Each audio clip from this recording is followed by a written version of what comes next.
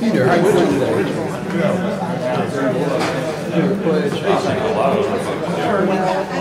Hey, you doing all right? A little bit longer in the world.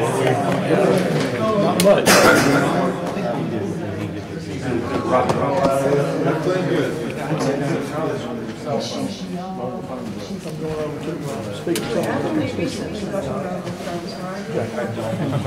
Hey, man. What's up, sir? Well, I'm supposed to go over in September and talk about the millage and purchasing of Jekyll on Lime Street. Of course, got canceled September. And so they put it back on the schedule the week of Thanksgiving. All our family was going out tonight, so I'm saying that they're happy with it. Yeah. I have no idea what maybe 3 people, maybe 5, maybe 20. I have no clue. Yeah.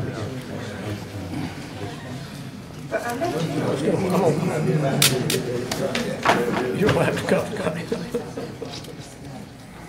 It's very Jekyll Island line. Yeah, wow. Tonight.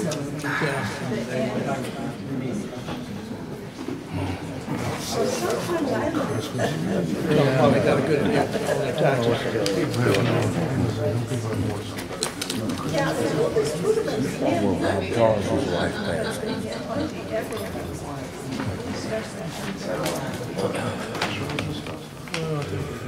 Okay, it's 2 o'clock. It looks like we've got all our commissioners here. If you're joining the invocation, followed by the pledge by Commissioner Brown.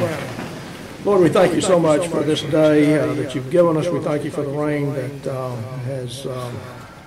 has nourished our thirsty soil. Lord, we thank you as we approach this Thanksgiving holiday and are reminded of so many bountiful blessings that you provided for us this year, throughout this year. We thank you, Lord, for our staff and for the great job that they did during this hurricane that has rocked this community. Lord, we thank you that there was no loss of life, and that in itself, I think, was probably a miracle. And Lord, we just pray today for your guidance and your wisdom as we listen to these reports, and Lord, we contemplate decisions that are in the greater good for our county and our community. And it's in Jesus' name we pray. Amen.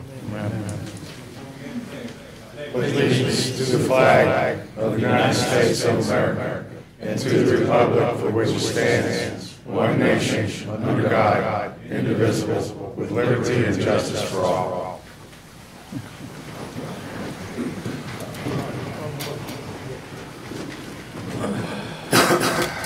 All right. First item on the agenda is the tax allocation district presentation. Who's got this one? Jim, is that you? Sir? Yes, sir.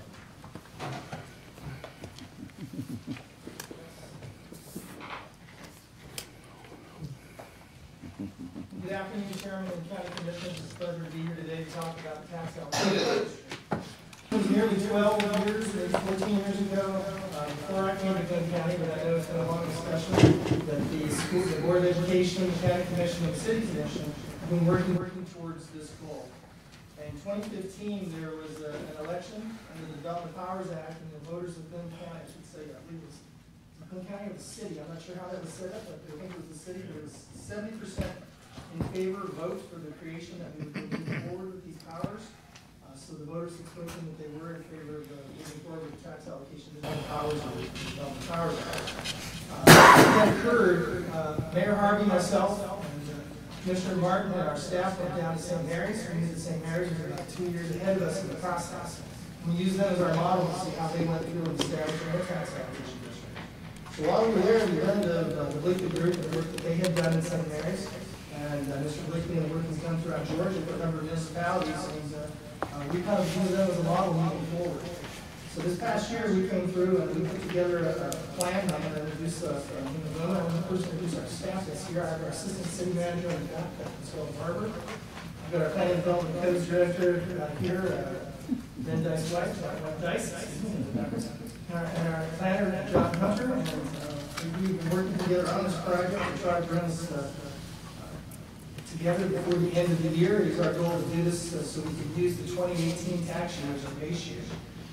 Some of you might be aware of the tax allocation district and what it is and how it works. Our goal is really to fight blight. With all of you know the conditions of some of our older neighborhoods in downtown Brunswick. And the majority of the areas we're looking to focus on are some of the older business districts like Norwood Street, some of the older areas of Gloucester. It does include Newcastle Street, which we're starting to see some changes. It also includes areas around the Board of Education, Regional Academy, and a lot of areas that we've all seen in years gone by that are in much better condition than they are today. We're wanting to see what happens again once we get that picture around. That's why we're moving forward. I'd like to introduce Ken Blakey. He's going to go through the process and explain about TADs and how they work. Yeah, thank you, Jim. Good afternoon, everybody. My name is Ken Blakely. I'm president of Blakely Advisory Group, and we just put together a brief presentation for you about what Brunswick is seeking your help on, which is your concurrence to participate in Brunswick's first TAD. Let me just walk you through. The state of Georgia, under the Redevelopment Powers Law, has a very detailed process that any city or county has to go through to get approval to create a tax allocation district. And we are right about that arrow. We're in discussion with the county and schools right now to asking you for what we call concurrence, which is that you would pledge your millage to the district. We have already prepared the redevelopment plan. That redevelopment plan was reviewed by the staff and also by City Council. It was then approved by City Council back in October. That is the first element of getting the approvals. Now the process is we go to the school board and to the county and we seek their concurrence in the plan. We've done about 40 of these around the state, and I would say we have concurrence from county and school in over 90% of those. So that is the next step in the process that we're engaged in today. Just to give you a little background, for some reason in the state of Georgia, we decided to call this tax allocation districts. In the other 48 states plus District of Columbia, it's called TIF, tax increment financing. It's exactly the same thing with no difference. If you've ever been in Florida or South Carolina, you may have heard them say we use TIF funds for projects. Well, that's what TAD is. It's basically pledging the future growth in property taxes from a designated area to reinvest back into infrastructure and improvements in that area. So the only state somebody was asked, well, what about why is only 49 states? Arizona is the only state that doesn't have a form of tax increment financing. The way this works basically is the city has designated an area. We're going to show you that area downtown. You basically do what's called freeze the base. So the current taxes that are being collected in that area by the city, county, and schools will continue to go to city, county, and schools for the future. There's no change in that amount. But any additional taxes above that amount, instead of going to city, county, and schools, goes into a fund, and that fund is for reinvestment back in the district. So that's the increment. The increment is the change from the value at the end of this year, and then going forward, any growth that occurs, you recapture that growth, and you have the option, you don't have to, you can reinvest that money. The reason you do that is, what we've seen around the state is instead of having incremental growth of 1 or 2% in the digest in an area, or in the case of Brunswick, we lost 24% of the digest. You're going to attract investment that will hopefully double or triple that digest at the end of the period. So all the tax jurisdictions will benefit, not just from a gradual increase, but from a dramatic increase in value. And that's the power of how TADs work. As I mentioned, one of the biggest challenges we have here in Brunswick is the Great Recession really crippled the city. There was some momentum going on here before the Great Recession. And I have a house over in St. Simons. I come down here a lot, and we saw a lot of new restaurants and activity. And then the recession hit and just wiped things out. And for Brunswick, has really not recovered. It lost 25% of its tax digest during the Great Recession, and it's basically been stable since then. So the goal of TAD is to try to create an incentive that will attract new investment into this area and get the digest growing again, both for the city, for the county, and for the school district. Let me give you an example that I think is pretty relevant to what we're going to see here in Brunswick. We did a project for the city of East Point. How many of you have flown out of Hartsfield in the last year or so? Anybody here flown out? Okay, well, you flew right over East Point. East Point is at the end of the runway, and when you go west, you fly over East Point. There was a huge tract of land on Camp Creek Parkway in 2000 that literally somebody said the last people to cross that were the Cherokees. Nobody had invested there. It was all rock, had no infrastructure, had no sewer and water. So the city was interested in getting some investment along Camp Creek Parkway, and they had two developers approach them. One was Duke Realty to build a business park, and the other was North American Properties, who wanted to do a big retail center. They ran the math, they came to the city, and they said, we have to move 3.5 million feet of rock, and we've got to put in a $50 million sewer system. If we put those costs in the land, the rents we're going to get, it doesn't work. We can't make the project work. But if you create a TAD and pay for that dirt removal and put a main trunk line in, we'll do the rest of the project. We can make the math work. So the city issued debt on that area at the time. And today, if you go to the property, I think I have a picture. Just shows you what happened to the value. The property, when they started this in 2000, was worth $4 million inside the TAD. And if it grew incrementally over the next 12 years, we estimate it would go up about 1.7 times in value. And so the city would have about $7 million. Instead, they created the TAD, and as a result of that, it went from $4 million to $89 million, a 22-fold increase in terms of value.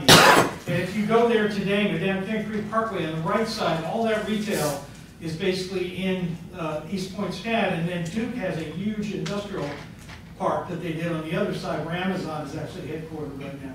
So that was the stimulus to grow the digest 22 times. They were projecting rents of $10, $12. They're getting rents today of $28 in that retail. It's the most successful retail in the south side of the land.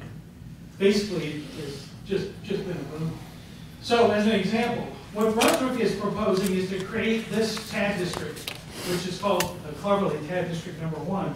And it's basically the historic core of Brunswick. If you look going diagonally, that's Gloucester Street going through the middle, and the 17 corridor coming up on the bay side, I'm sorry, on the inlet side, and along the riverfront.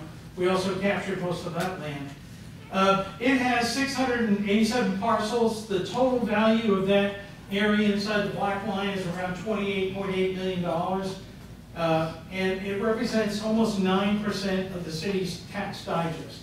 The reason that's important, the state law limits any city or county to have no more than 10% of their digest in all TADs collectively. You can have as many TADs as you want, they just can't be more added together than 10%. So in this case, Brunswick would be using 90% of its available capacity, if you will, to create this TAD. And so we worked with the city, we worked on a variety of, if you don't have your glasses, it's in small projects. And that's typical in a city the size of Brunswick. We do a lot of work in Duluth. They probably had 8 projects, all with between about $1 million and $5 million. Gainesville, very similar. They had probably 8 or 9 projects, block size projects happen. You don't get necessarily the mega projects that everybody, Atlantic Station is the prototype everybody points to. If we were able to generate that $63 million in new value, it would support a TAD bond of about $16 million. So you would have the ability, using the increment that $63 million generated, to go out, and this would be the most expensive way to do it, issue tax-exempt debt, and that debt could be used to invest back in those projects. So let's say a project came and they had an environmental cleanup problem. You could use TAD to do the cleanup for that project. You could commit that to the project. And that may be the thing that allows that project to go forward. Or we've had cases where there's a big demolition cost. I'm working on a project now in Columbus. They tore down a textile mill. It has a 12-acre cement pad that was left from the textile mill. And the TAD is basically going to remove that pad so that they can go in and do the development. That's very typical. So if you did bank financing, which is really more common today, you could probably get $18 million, maybe $19 million from the TAD because the cost of using bank financing is cheaper than tax-exempt debt. But just to give you an idea of the potential of what the Brunswick TAD number 1 could do. How would the TAD be used? Well, the city identified a number of strategies that they would be willing to consider. They're not saying they're going to do all these, but the kinds of things they included were making mobility and transportation enhancements. Often you see new interchanges, new decel lanes, traffic signal improvements, a whole variety of things will be paid with TAD. Make site-specific development activities. That again is often environmental cleanup, brownfield activities, removing old buildings, replacing something that's on the site. Third is infrastructure improvements, and that is often the most common need in redevelopment. Often you've got old pipes, old utility hookups, and they don't have the newest. If you're going to put 100 units of housing on a site that was a small commercial site, often the utility costs are significant. The other one is public landscaping, street lighting, and other improvements. We've included along Gloucester, along Norwich, along Newcastle. In 17, you have the ability to do streetscaping and unified streetscaping and improvements along those areas. That's a totally allowable use of TAD funds. And then they kept a pot for other redevelopment initiatives. Because what you find is as projects come to you, there's always some new innovative thing that you have to think about, and you want to keep a little bit of powder dry so that you can address those specific needs. What would happen is if you concurred in the TAD and participated in the TAD, developers of individual sites would come to the city and seek TAD funding. They're not guaranteed to receive that funding. They have to go through an application process.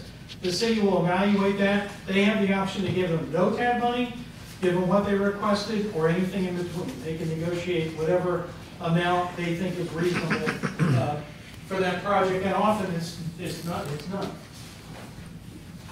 If the TAD were implemented, we think it could, as I mentioned earlier, generate about $63 million in new value. That would increase the value of that area of the city to $92 million from an assessed value point of view, about a 300% increase. So the benefit would be obviously to the city of Brunswick to see that investment in the core of the city, but it also would greatly impact the tax base for the county as well as the school district. If you look at TAD from a countywide perspective, it's that little red area on the map. Basically, it's a rounding error in your digest. Your digest, we estimate, is around $4.3 billion. The tax base here is a little less than $29 million. That's less than 0.7% of your tax digest that you're freezing. So even though to the city it's almost 9%, to the county this is really a very small number, as it is for the school district. As I mentioned earlier, you will continue to receive the current taxes that you're getting from the area all during the TAD period. The only thing we're committing is potential future growth that would occur in that area. If Glynn County were to participate in this, I think there's several key benefits. One is you could see the digest inside the area grow as much as $63 million. Currently, we estimate you're getting about $212,000 from this area, so that would become the frozen amount, and that would continue to flow to the county all during the life of the TAD. But as a result of redevelopment, when that occurs, your take would grow from $212,000 to almost $900,000 annually. So you have basically a fourfold increase in terms of revenues. The other thing is we do not include personal property tax. So personal property taxes, if there are any increases in those, say from a new hotel or other retail activities, those would immediately flow to the county. And we don't pledge any of the sales tax revenues. So if there's gains in sales tax, as they occur, you get those benefits as they go along. So SPLOST and LOST would benefit if there was retail activity. In the end, we think this would, for Glynn County, participating in Brunswick's TAD number 1 would be a substantial net positive impact both to the city of Brunswick and to the county. And with that, I'd be glad to, a lot of numbers, I'd be glad to try to answer any questions you might have. I'll start out. Yes, sir. How long is the TAD in effect for? 25 years. Does it have to be 25 years?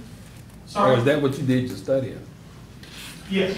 It has to be 25 years? Oh, no, it can sunset at any time, but you initially form it as 25 years is the minimum term. The reason you do that is if you wanted to do bond financing, it's like your mortgage. You don't want to have a 5-year mortgage. You want to have the ability to spread the money over a longer period of time. But it's also not uncommon that around 12 to 15 years, cities sunset the TAD, pay their any obligations they owe, they continue to pay.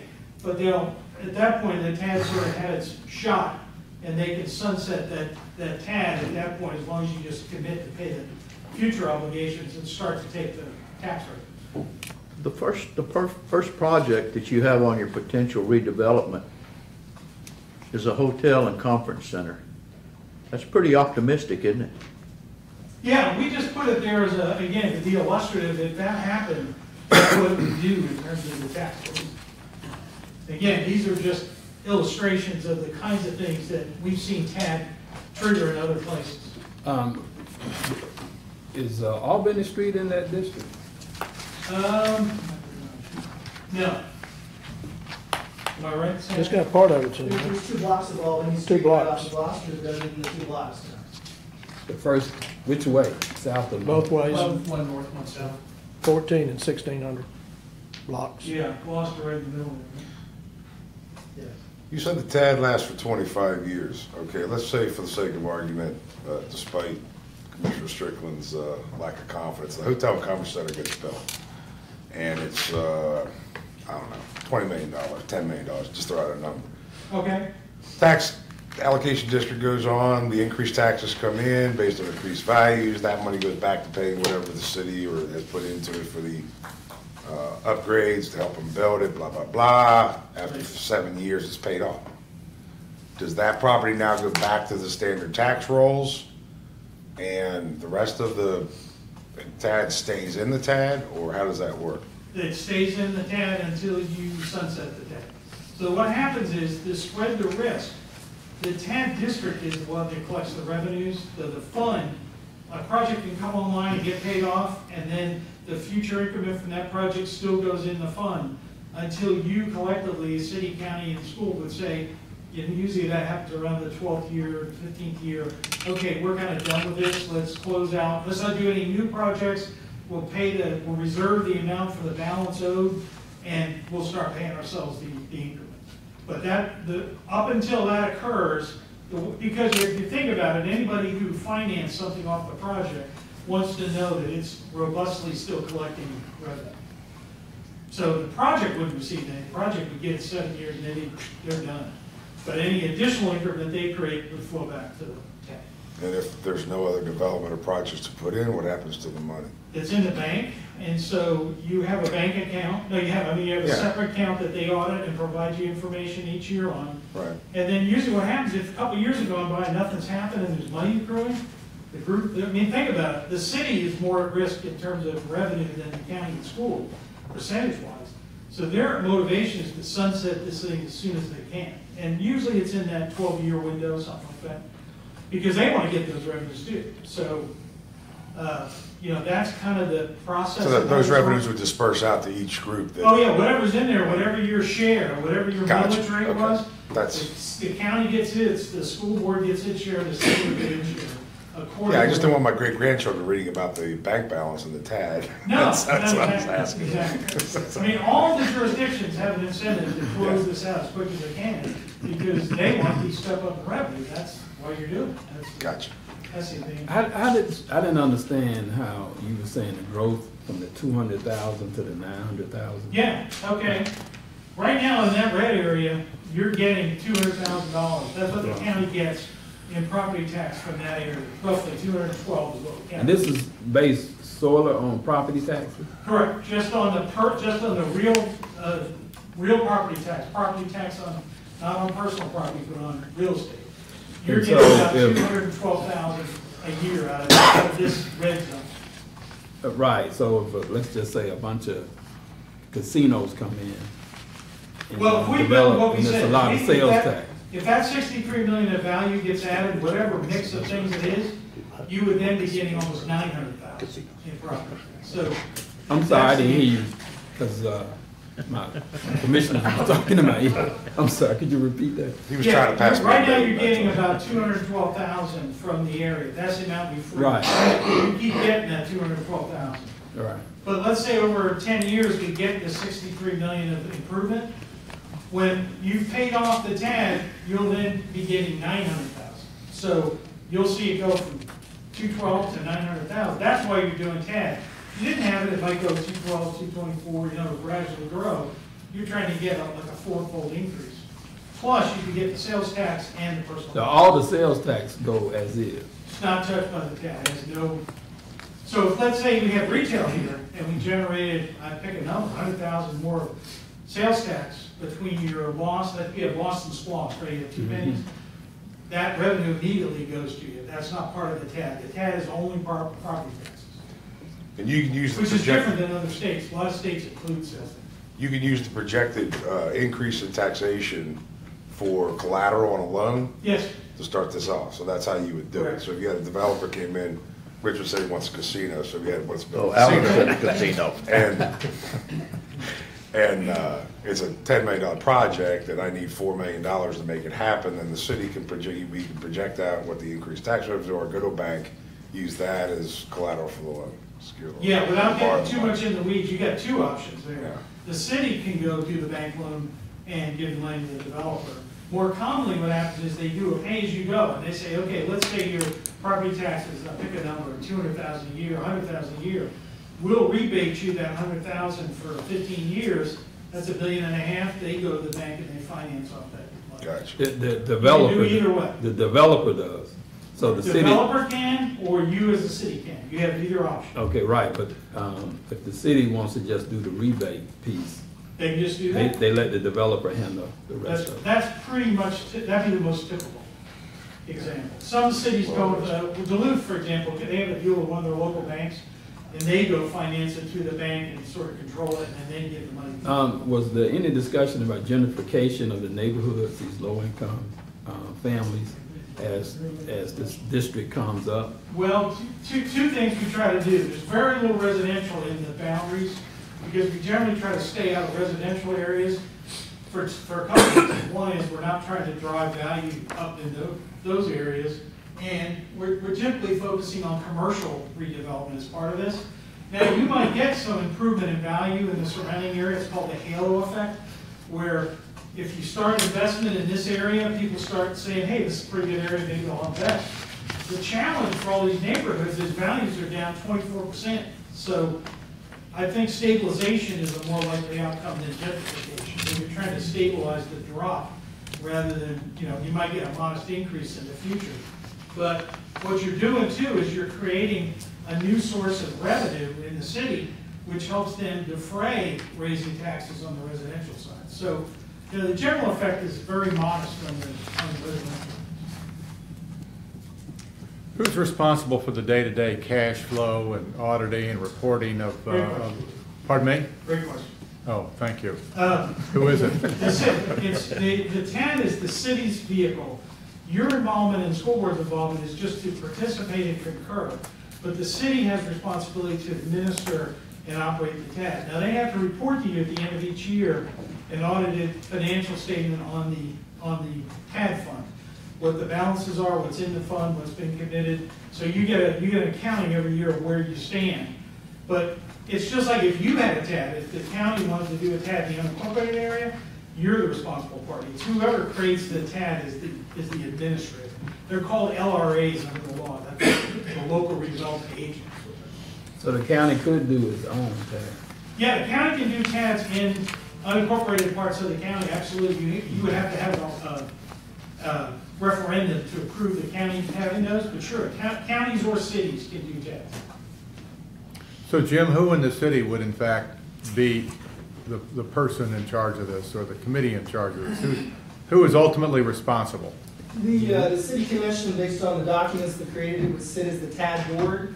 And so the city staff would act as the staff to the TAD as far as the finance department and our folks that administer it.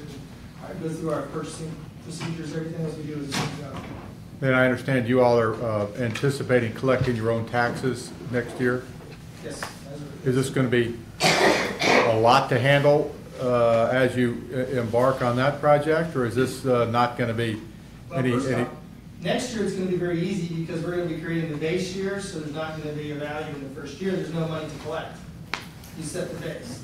But then what you do on the properties, you determine the increments. It's really a mathematical formula on each parcel to determine the computer program to do it.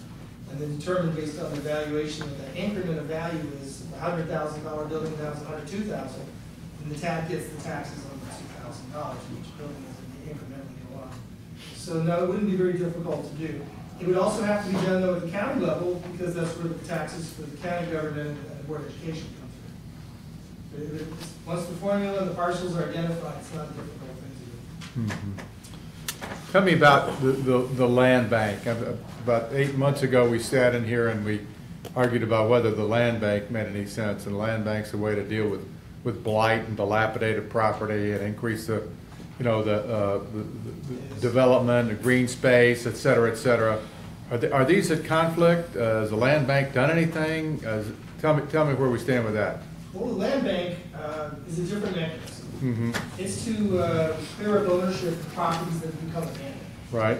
And so to clear up the ownership of heirs properties, and we can focus on business districts, but we're also looking at residential districts. And right now, I believe that the land bank's been focusing on residential areas where we have half a block or several homes that are either half down to the ground or burned out, and so that's been the focus so far. They can look at commercial areas and putting properties together, but in that sense, they're trying to take ownership and clear up ownership on properties that have tax issues in the past. So that's a little bit different mechanism. Right. Have they made any progress? Yes, we have. Actually, we've been meeting quite a bit. They have at this point. They took a little while to get it off the ground. Right. It's moving forward. There are properties that are looking to, some properties for donations, or they're going to be donated to them, and then we're going to be looking at partnerships and possibly building new homes. So we're looking at it from that perspective. I guess to indicate here, this is not working for vacant properties, but be working for properties that are still owned by people that aren't being used. People that own properties that like to either sell them or bring in new businesses. So this is a tool to bring in new companies and businesses. Like we're starting to see a little bit on Newcastle Street. It's really not enough that's going to change the world for us. This is going to allow us to go to areas like Norwich Street or parts of Gloucester where we're not seeing anything happen. And we can use this as a tool to bring businesses in to recruit them. Whether it's trying to work out a financing plan with them or improve the infrastructure. We just saw this last year at Mansfield Street. It took a long time to get in there because we dug down thinking we're going to do a little bit of drainage repair. We kept finding old gas lines and all the infrastructure that was under that street. Now it's getting paved this afternoon, which is great. But Praise God. think about the rest of the infrastructure we have downtown. Sure. If we have a business or a restaurant or somebody coming in, well, we might need to improve the water sewer pipes downtown, because we might have older lines again, they're undersized. Streetscaping, maybe helping things up on Norwood Street again. This is a way we can improve infrastructure. Parking might be an issue. This is a way that we can address parking issues that might come about downtown. We did include some county properties in here. I think there's buildings in the district as well. But we also, the mindset of Glynn Academy and all the work they're doing out there, there's no value coming to the district for those governmental buildings. But there's a lot of public use. And we could make improvements to parking and things in those areas that might allow for businesses that might want to open up across some commercial zone businesses down here at Glynn Academy that could become viable again. So you're suggesting that some of this money might be used to improve the water and sewer lines? Is that what you just said? It could if it needed to be for the sake of the business, not just to pick up their budget and do their work. Then that board needs to take care of their own budgets and their own needs. But if there's a business that comes to town that needs upgrading an infrastructure, yeah, it could be used for that purpose. If we had a company came in and we had a 2-inch water line down a particular street and they were going to put in, I don't know, another distillery. I don't know if we want to become the town of distilleries. But if somebody came in and we needed to upsize the water lines, we could use these funds as an incentive for them and also improve the infrastructure. The streets, same way. Do you have any indication of what the appetite of the school board is for this? I'll be enough to let you know what you think. Guess we'll find out shortly. I suppose. Jim, When are you meeting with the school board? Sir? When are you meeting with the school board? We met with the school board's, I think it's called the Finance and Facilities Committee, which I later learned it's like 80% of the full board. And missing other members sat in the audience, but there was a few questions that came from the board that they did some favor. And we're meeting with them, I believe, officially on the 12th? 12th. 12. Jim, Commissioner Murphy asked about the status of the land bank. What is the status as far as the city is concerned with the conference center? conference center. Yes, sir. We have an architect on contract. The city commission has assigned the project to the Urban Redevelopment Agency, which is a city designated agency.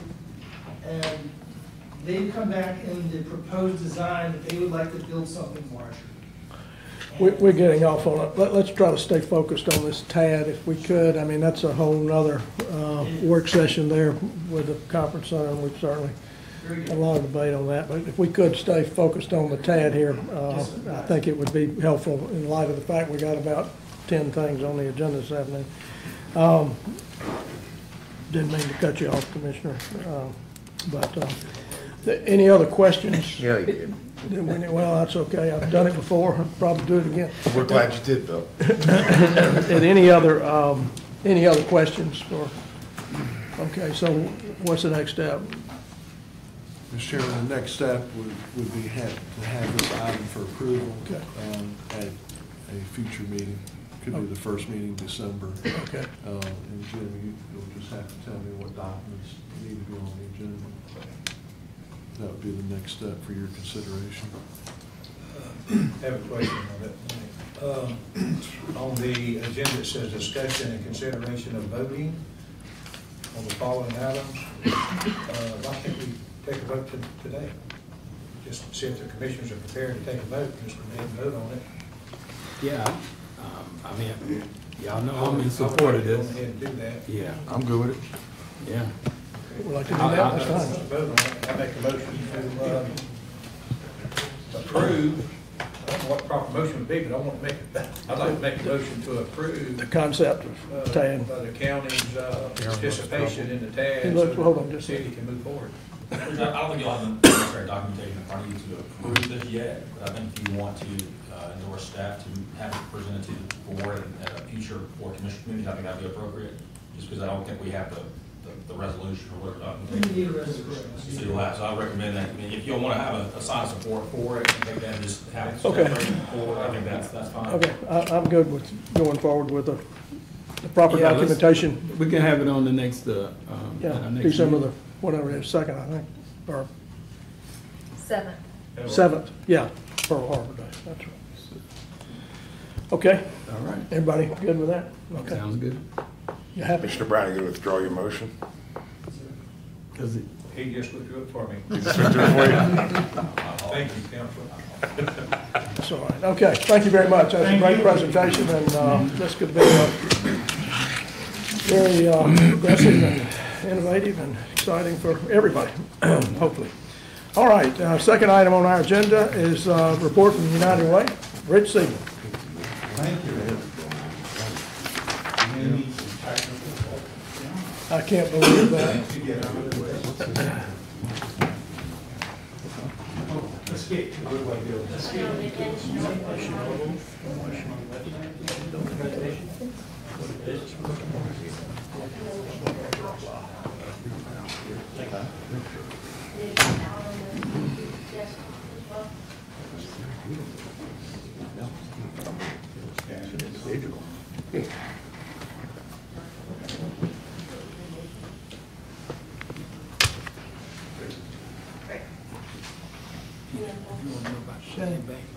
that's Mr. Land Bank, right? Okay, first of all, I'm Rich Seaman. I'm board chair for United Way, and I have had a house here for over 25 years in Glynn County, and most recently I retired here, and what I did, just for your information, was I was vice chairman, CEO, and president of Hostess, which is the company that makes cupcakes and Twinkies. So at least you know who I am and what I did. When I came here, I love this place. I chose to live here. I chose to retire here. And when I got involved, I ended up getting involved in United Way because I'm a strong believer in what United Way does. But we had a very outdated United Way. We had a United Way that basically took money in and put money out and gave it to various not-for-profits in the area. Most United Ways today, successful growing United Ways, change that model. What they do is they're a community impact model. Well, in order to understand how to impact your community, we had to do research to figure out a lot about what the root causes were in this community and what we could do to help solve it. So what I'm going to share with you today is some data, and then I'll show you what United Way is actually doing. Next.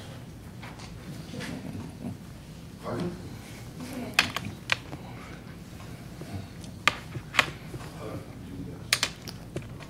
Okay, so I'm going to go through this. I'm going to go through this list very quickly, and for some reason, so here's some statistics. Here's one page. We have 3 pillars: income, education, and health. The background on education is, and this number should shock you, 24% of Glynn County residents between the ages of 16 and 24 are neither employed nor in school. That number is over 50% greater than the state average, and the national average is 14%. So when we look at this, we have a real problem here in Glynn County. 33% of the children in Glynn County have mothers with less than a 12th grade education, and less than 20% of Glynn County kids have access to a prepaid program. Those numbers are obviously very significant. I don't know why this isn't working, but I'll just do that. If we look at children from low-income households, every summer they fall farther and farther behind. This is a huge issue, because if you're in kindergarten, you don't have access to pre-K, you're already starting out behind. You go into first grade, by the time you get into first grade, over the summer months, these kids fall farther behind. Whereas in upper income households, they grow.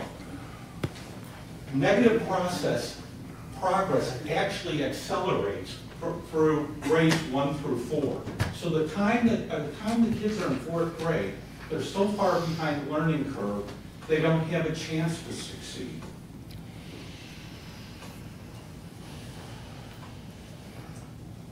This number should also shock us. Children living in poverty, you can see the U.S. average is 18%, Georgia's 10%. Here, 31% in Glynn County of the kids live in poverty. It's a shocking number, at least to me it was shocking.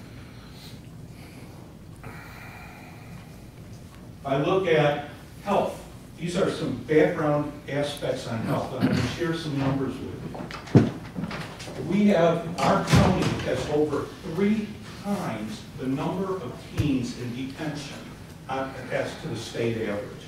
3 times. Violent crime is 400% higher in Glynn County than the state and national rate. And I'll shock everybody here with another number.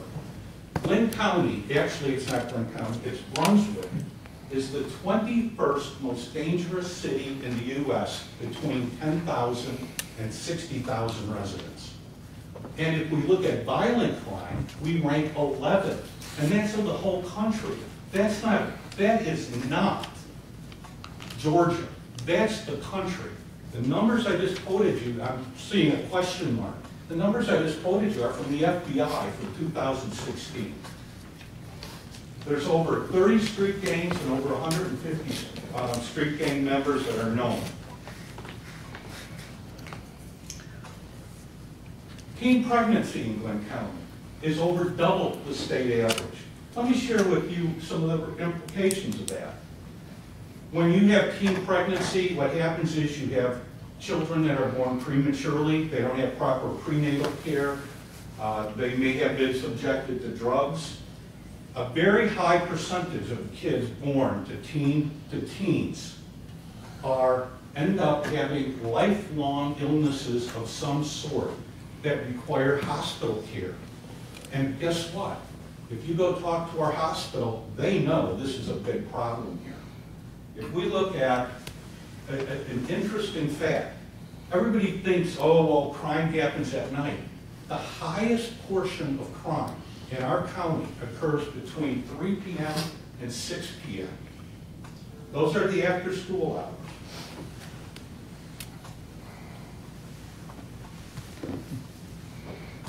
So, those are a few of the numbers. The numbers are great, but what do we do with them? And I'm going to share with you what our United Way is doing with them. First of all, we want to become an acknowledged expert for achieving positive impacts identified in areas identified critical to coastal Georgia. And we looked at a community assessment. Some of these statistics are in the community assessment, some are from the University of Georgia, some are from the state, and some are census along with FBI numbers. So, we want to implement a single business model that drives impact and increases revenue for United Way, which we can then hopefully have an impact on these numbers that I'm going to share with you. We're looking at impacting 211, and we're also working on a volunteer center. Those are our three focus. So when we looked at what is the root cause of some of these problems, after you can't even imagine how many meetings. We've had roundtables with every community, with every organization, not-for-profit in the community. We've had board meetings. We've had people come in and talk to us. We feel like the root cause for some of the problems that we're experiencing is that number. 16 to 24-year-olds, that 24% number that's neither employed nor in school. So our plan is to develop a comprehensive agenda to pull religious, governmental, not-for-profits, volunteers, colleges, pull people together to figure out a way to help solve this problem. So we met with the agencies. I talked about the roundtables. We worked with them. We're actually driving collaboration between all these not-for-profits that exist out there, and we're ensuring that they're adequately funded to attack the 16 to 24-year-old problem and ensure that the agencies are staffed with the right people. So to start with, we've got to make sure that the not-for-profits in the area have the tools they need to work with. Our action plan is to develop focus areas for kids between 0 to 6, 7 to 12, 13 to 17, and 18 to 24. We need to develop programs, and I'm going to share with you some of the programs that we're already developing. In terms of the income pillar, you heard the number of children living in poverty in our county, 31%. We got to increase self-sufficiency, and I'll show you what we're going to do there. So that, again, identify agencies that work with these people. Ensure those agencies are adequately staffed and develop a fund to keep them in place.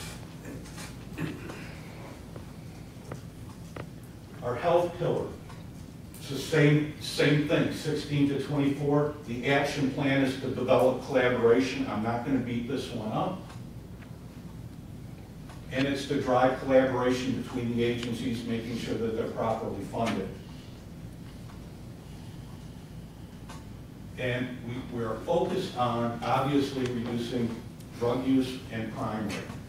Age-appropriate after-school programs. We need the help from the park system here. I mean, we've got great facilities. How do we utilize them? Those are things that we really have to fully utilize. Job training, job internships, and supervised activities between 3 and 6 that people want to participate in. Not that they're forced to, or not that they're available, but nobody participates in them. And again, make sure that they're properly funded. Now let me share with you just a couple of programs that we're actually doing, and this is how I'm going to close. Goodyear Elementary is right down the street, not far from here. They have over 40 kids in the between 1st and 3rd grade, 40 kids that are significantly behind in reading and math. Those same kids are on a free lunch program, and the parents are unable, the parent or parents are unable to support those kids in terms of any after-school programs. So what United Way is doing, because we know education's the key to reversing the 16 to 24-year-old problem. What we're actually doing here is we're sponsoring 40 kids to get a program where they have access to tutoring. And when I say tutoring, we're talking about our coastal Georgia College. We're talking about the YMCA. We're talking about Boys and Girls Club. And we're talking about Star Foundation. Are all participating, working together because of the United Way to put together a program to get these kids up to at or above grade level reading and math skills. That's going to help. We think that there's two ways to approach this. One way is through intervention, and that is literally going after the 16 to 24-year-old problem. We have programs. Star Foundation, and again, United Way is funding this. Star Foundation is going through a program to help bring kids up to, bring their soft skills up so they can actually work. But the better way, we believe, and the board has chosen the path of, it's prevention instead of intervention. We think focusing on the kids, getting their education levels up, and focusing on them to get involved so that they have a chance to succeed in life is the best way to go. So we are moving to a community impact model. We're very proud of what we've done. I think the county needs we're going to need their help and support to get some of these other programs involved. So as we move beyond the not-for-profit range, my only request of you is, at some point, we're going to be coming to you and saying, what can we do on the park districts and on your other facilities to help us implement real change in this community? That's it. So I'll answer any questions. Other than that, I'll step down. Yes? I have one, and I don't want you to, as we go through the presentation, and I understand what you're saying, and I still think we're talking around the problem. You know, to me, you come across as somebody else with a big plan to address the age-old problem we've had since we started trying to work on them in the 60s. And we don't talk about what the real problem is, what the real issue is. And it sounds like what you're saying is you're going to make these kids that aren't literate by a process or becoming literate by the Glynn County Board of Education. That's not a loaded question, but it sounds like y'all have a way of making them become literate. Actually, and that's what we're talking about. And we are talking literal. I'd like to see that, but until we get parents that are, but fathers and mothers, let me put it this way, until we get fathers and mothers that will also be parents to their children and raise their children and make sure they're getting an education, letting them know you go to school, you will learn, you will do homework, they love those kids and they take care of those kids. Until we get a big change in that, it's not going to happen. Okay? Now, I'm not being negative. I'm just being honest with you. Okay, and I'll go right back to you. We've actually had the Board of Education's input into this program, and actually the principal from Goodyear Elementary is the one sponsoring it. In order for the kids to be in the program, the parents have to attend certain programs. They have to attend, or the kids are not allowed to stay in the program. So the parents are involved. The second thing we're doing is we have kids that are volunteering from the college that are working with the children, but also with the parents.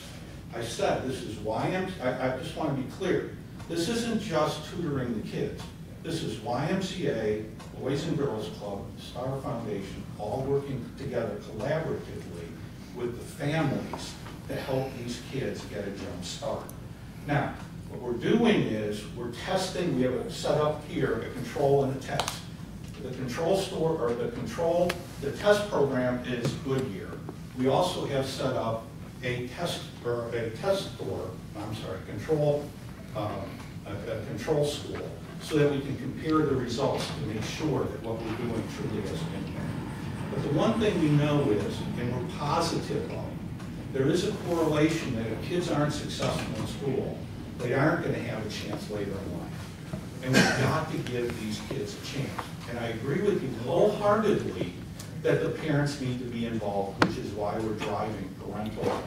To be in this program, you have to have parental support. Well, but with numbers, the kind of numbers you're showing us here today is more than 40 parents and more than 40 kids. I mean, we have a lot more. It's one school. How many schools, how many elementary schools do we have in Glynn County?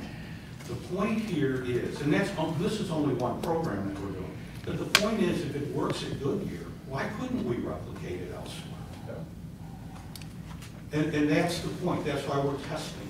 So I truly understand, but we got to start somewhere. If we don't start, we're never going to get out. Let me add this, because let me say this up front. I'm a big supporter of United Way. I came up in it was the boys club. So I actually utilized one of the major programs that United Way fund. But I also came up as a change agent, somebody who came out of these neighborhoods and went to college and came back to help ensure other young people in my neighborhood got a chance to go to college. And in doing that process, what I found is the money does not get to the groups that are on the front line. To deal with what Commissioner Browning is saying, they need somebody who can have a come to Jesus meeting with some of these parents. And I'm sorry, if you live on St. Simon's, you're not going to be able to do that with some of these parents. But the people who can do that never get the resources that they really need, because the people who are funding it don't feel comfortable working with them. Now that's not all of them, but that's the reality of social change in Glynn County. And I've been doing it for 30 years. Then I have a challenge for you. Tell us how and what we can do, because we want to bring more Well, people first of all, in. you should fund Coastal Community Action Authority. They're doing this. They're case managing this. But they did not get funded. Well, we can absolutely look and see. First of all, I'm not familiar with them specifically. But you should be, because you're doing this here. They should be at the table facilitating. Well, then let's invite them to the table. I don't know. Well, Virginia, I don't know why they were not invited. Virginia's our. But you're giving a presentation, and I applaud you, because you hit it right on the head. I agree with everything that you presented. And I'm not trying to be difficult, but I'm passionate about this, because these are not statistics to me. This is my family. And so to deal with this, I see this every day. And so I've been trying to sound the alarm. It is a crisis situation. It is. It has been that way for years. But time and time again, I see folk who are not going to be able to, they're going to make the numbers move a little bit, but not really change anything, because the people who need to have these positions and have the resources that can really change this do not get them. Then let's get them to them. I'm not saying open no. to it. I am not saying no. What we said is, we are opening ourselves up to religious, governmental, whatever, private, not-for-profits. I want to bring more people in. And I do agree with you. I don't have the ability to relate to some of the kids in Brunswick. Some of them I do, some of them I don't. But we've got to be able to get to them, otherwise we're going to have this problem perpetuated. So what you're seeing here is somebody willing to do something. So what I would ask you to do is, let's get together and let's figure out how to get the right people involved, people that you have confidence in, because we're willing to do that. Well, we have an institution that's on the front line that's been on there for 50 years. Then let's bring them in the tent. I'm not saying no. I'm saying yes. All right. Let's go to work. Okay? Okay. Anything else? Any other questions? Rich, listen, I can't tell you how much I appreciate what you've done. You could have come back here and hit the golf course and never looked back, but you stepped out there and strapped on some pretty heavy shoes, and y'all have done amazing things at the United Way. And obviously, we can do some other things as well, but thank you for your contribution to our community. And the same to the commissioners. Thank you for your contribution to our community. We need you. So thank you. And how do we get some Twinkies with it? That's what you need. Okay. Again, that was a very, very sobering presentation, and I certainly took a lot of notes here. Going to use some of them tonight. All right, number 3, Alan Burns. Tell us about the CRC and our investment and our ROI. Good afternoon. Why we do it. So I do not have a PowerPoint presentation, and but as always, I'm happy to come before you all. It's another great day in Glynn County, even though we got a little bit of rain. My name's Al Burns. I am a native of Glynn County. I'm 7th generation native. My children are being raised 8th generation. So we've been here a little bit. It's always a pleasure to work with Glynn County and the city of Brunswick, but I work with 10 counties throughout the coastal region. You have a copy of our latest annual report, just came out of the box today. I just got it in, so I brought it to you. And I do want to point out one thing on the cover of that. That is the first post-Panamax ship that came into Savannah on the cover. And we think that's critical for the growth and development, not only of the coast, but of the entire state of Georgia. And you've got to realize that thing carries 14,000 TEUs. And if you put those on trucks and back them up back to back, coming from Savannah south, they'll go into Florida and take one full lane all the way to Florida. That's one ship. So those suckers are big. But that is one of the most exciting things going on in the coastal region. We're excited about it. And I know your counterparts in Savannah and Chatham County as well. Coastal Regional Commission, we're one of 12 regional commissions in the state.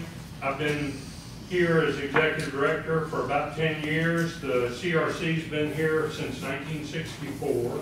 And we have, up until about 5 years ago, we were in Brunswick. Our entire term, we moved to prison in Darien and renovated a prison. And some of you have been up there and visited our facility up there, and I welcome all of you to come visit with us anytime you have the opportunity. Y'all are represented on our board by Chairman Brunson, representing the county, Julie Martin representing the city of Brunswick, and then you have 3 private sector representatives. David Boland is appointed by this body, and David also serves as our state association voting member for the entire state.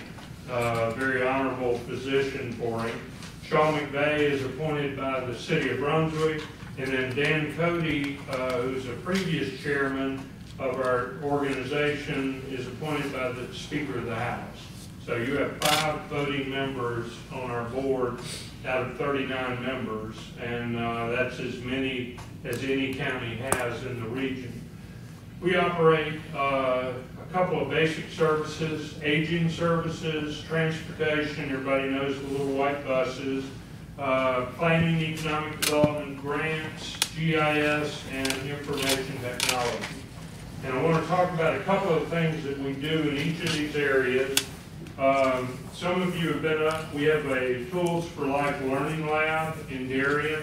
It is open to everybody, whether they're in the region or not. Peter, I know, has been on a tour of it. It is the only one in the state, and it is available for anyone who is a caregiver to someone who is either has aging issues or is disabled, and is a tremendous asset up and down the coast.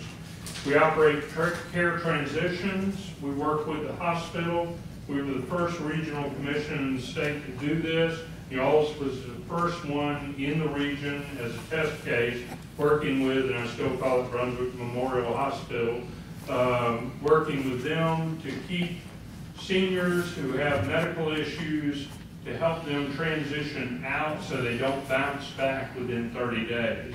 Get penalized under the Affordable Care Act if they do, so it's tremendous cost savings for the hospital, and we're now expanding that out throughout the region. We have Gateway Call Center in aging. We handle about 25,000 callers annually and assist with anybody who has questions with aging services or any type of disability. We fund all of the senior centers in the region, and there are a lot of them. In Glynn County, there is one, and it's a little bit unusual because it is one of 2 adult daycare centers that we operate throughout the region. And the adult daycare center that is operated here handles approximately 80 people every year, and we put about $115,000 annually into that. It's about 73% of our funding for that program comes into Glynn County. Our senior center, we put about $100,000 into that every year for senior center meals, and that's about 12% of the regional appropriation for senior center meals. And then home delivered meals, we do Meals on Wheels. We put in about $78,000 a year into that in Glynn County. That's about 12,000 meals every year delivered just in Glynn County. In-home services, we provide assistance to persons that need it. And in Glynn County, we provide about 2,500 hours a year in that. It's about $52,000 annually that comes in on that.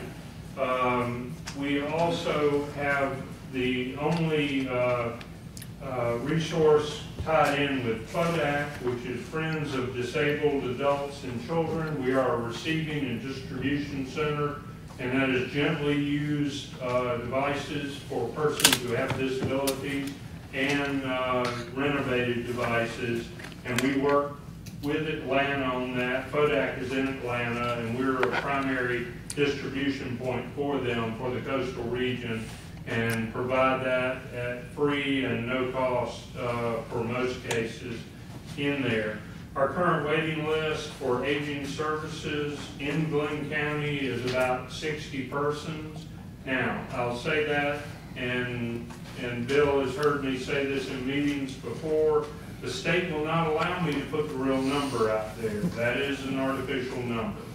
That is, there are a lot more than 60 people in Glynn County that need services.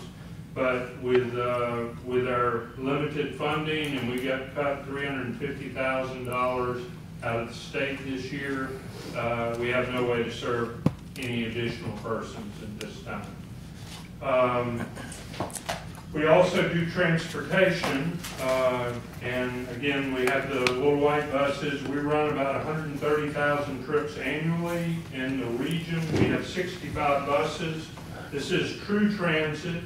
The only area that we have a difficulty in serving is what we call is the BATS hole, which is the Brunswick Area Transportation Study. And that is the only place in our region that does not have direct service. We can take people out of the city of Brunswick and Brunswick urbanized area into a rural area. We can bring people from rural in, but I can't go point to point inside the Brunswick Area Transportation Study area. We have talked with BATS Committee for several years about the possibility of providing service, and that has not been able to go forward with that. We have 6 buses currently in Glynn County. About 10% of our fleet is here. We run about 14% of all of our trips are run in Glynn County. We run on average a little over 6 miles per trip.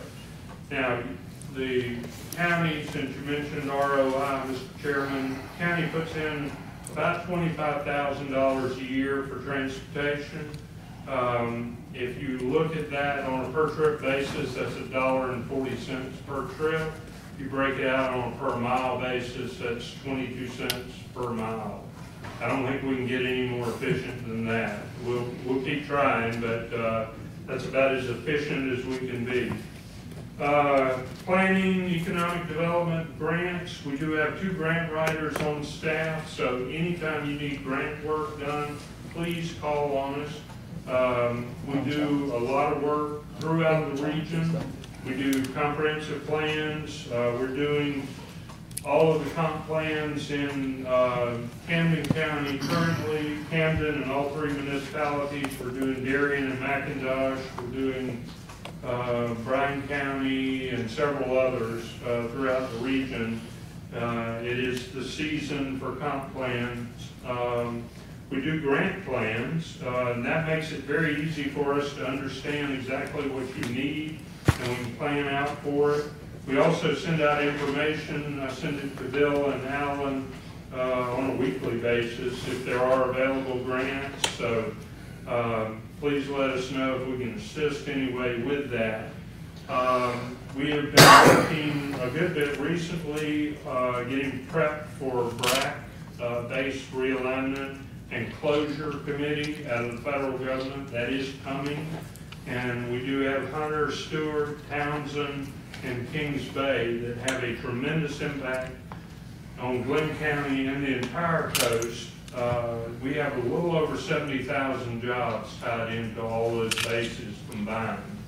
And so any cuts in those areas will have a detrimental impact up and down the coast. So we are very protective of our bases and have worked to do joint land use studies for each of those to prep for that and make sure that we can hold on to those jobs. We are currently working with a project that will have an impact on Glynn County directly, even though it's not in Glynn County, and that's Spaceport Camden. We've been working with them for a little over 5 years on that. I am the chairman of the committee that's working on that. The county down there appointed me that, and I'm deeply honored that they did.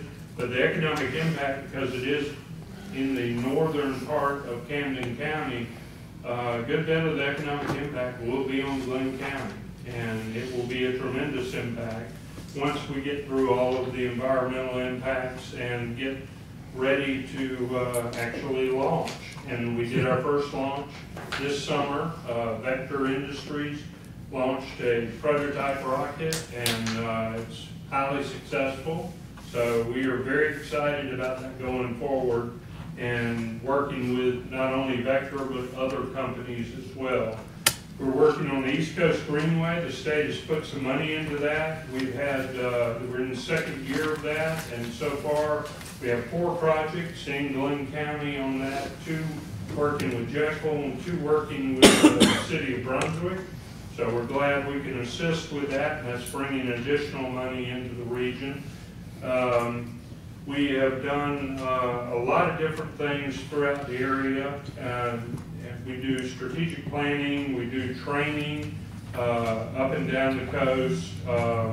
We have done economic development training, planning training, and we try to put that and bring high quality people into the region so you don't have to send your employees to Atlanta for training.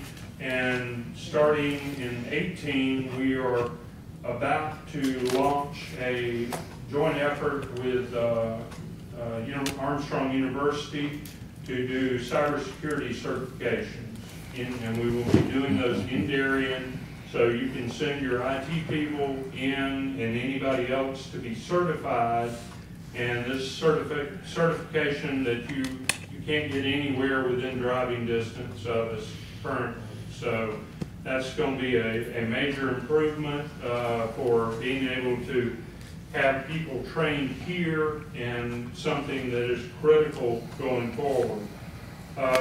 We are also starting, we try to work with all of our colleges. The College of Coastal Georgia approached us about working with them on a joint project with college students, and they want to do a project on looking at exempt properties in Glynn County and McIntosh County, and what the impacts are on the tax base, and what are ways that we can kind of work around that, still preserve property, but not damage the tax base. And Glynn County is not in the same position McIntosh is. McIntosh, it is a critical issue. Roughly half their property is off the tax rolls. So it is a tremendous impact up there. And they're going to compare Glynn and McIntosh and hopefully give us some good advice on how we go forward with that. We are working with y'all currently on orthoimagery, which will be flown early in 2018. Fancy word for photographs, aerial photographs. By doing it jointly throughout the region, we're saving y'all about 40% over the cost if you did it by yourself. We're also doing a LiDAR fly with y'all, light image detection and something. Can't remember the fifth one, but it is it's basically builds your topo maps, and it's been a few years since Glynn County flew that, and this will give a much higher resolution.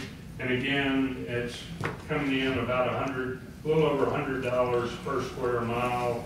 That's about a 40% savings if you flew it on your own. So tying together projects like that, we are able to offer cost savings for all of our counties. We're working right now on map 21, which is state road centerline data. We're doing that all through the region, including Glynn. That'll give us better centerline data. We're working on census work, which is across the board. And that's going to be a big thing because we've got to get those good counts. Y'all have, we're doing hazardous project work, identifying vulnerable assets up and down the coast. Y'all will be due again in 3 years, and we want to work with you on that as well. The state has put some money into that, so we would like to work with you on that. And then we're working with several counties on Next Gen 911, and that is something that's coming up very rapidly. Ma Bell is not going to be doing your 911 anymore. Everything's going to be GIS based. So we would like to work with you on that. We are here to help. We do consider ourselves part of Glynn County, and we are, and I want y'all to consider us as your employees as well. So we're here to serve you. Are there any questions? I went through a lot of stuff very quickly because I know y'all have been sitting in here a while. So any questions I can answer? Questions? If you could, I was looking on the inside here, and you got the different counties, Bryan County, a lot of them got number of cities. Glynn, you got Brunswick. Could you, in the next one, add Sterling and Brookman? Are they incorporated? No, just add them in there, you know. I can show them to the folks we ain't even forgot about. I'd be happy to put them in there, but we No, I'm we have 35 incorporated too. So. Alan, how often do you fly the flights, the LiDAR flight and the other Last photography flight? time, yeah, last time we flew was 2010, and Glynn had flown a few years prior to that, so y'all didn't participate in the LiDAR fly. And we did not fly aerials at that time. We had a group of counties discuss with us about flying the orthos, and so we began to ask if anyone was interested in updating the LiDAR flight, because Glynn came to us later after we had already contracted and said we changed our mind, we'd like to do LiDAR. So we said, you know, we'll ask, and we got enough counties to do a LiDAR flight as well. So we can get it at a good cost. We need to coordinate that. Alan, on a serious note, on the Coastal Greenway. Yes, sir. Have you had any discussion with anybody with GDOT? Yes. About the 4-lane and the widening of US 17? Yes. And that project is it only makes sense to do those, what, 6 or 7 miles? Go ahead and get that put in? Yes, sir. I have, and they are supporting us 100% on the East Coast Greenway, and so every time they make an improvement like that, and they will go ahead and either set aside space or they will actually build it, hopefully, is what we are hoping. Now, on bridge work, because we've got a bridge coming up in McIntosh County, the Darien Bridge is coming up, and they are adding the bike lane in on that for the East Coast Greenway. And so every time they do a project, and I talk with the district engineer about weekly on this, and we coordinate very closely on that, but I don't know when they're planning to do the rest of the 4-laning. Well, that's kind of been slow. They have slowed that down big time, is what I understand from that stats that we ran. But you know, that project has a couple of small bridges, but still bridges. And if they go in and widen those bridges, only wide enough for the vehicles that don't put in the pathway, you know, then we've got a bottleneck. No, they have direct orders from the commissioner that they will put those in place for that. Commissioner's in on that, and the legislature, this second year of funding on it, and our delegation, who I talk with pretty regularly, are strongly supportive. They say they want to keep funding and they want to increase funding in future years. Thank you.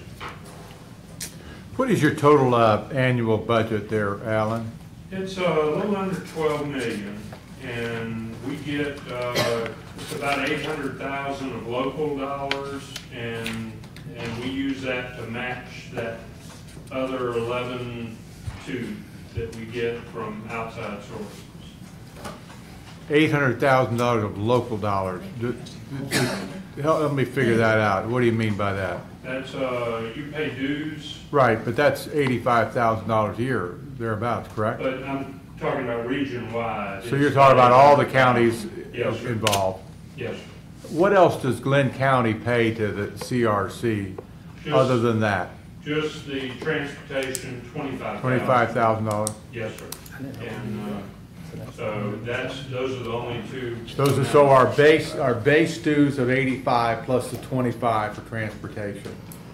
And of all the residents of Glynn County, how many individuals do you think actually take advantage of the transportation program? I don't know specifically, but we've had a good number of riders. We don't categorize them if they're multiple riders or if they're. How does one get a ride? We've got a 1-800 number, which is in your. You call and schedule it, right? And how do you qualify? What do you have to qualify for it? Can anybody call up and get a ride? It's public transit. Even you, Peter, get a ride. So yeah,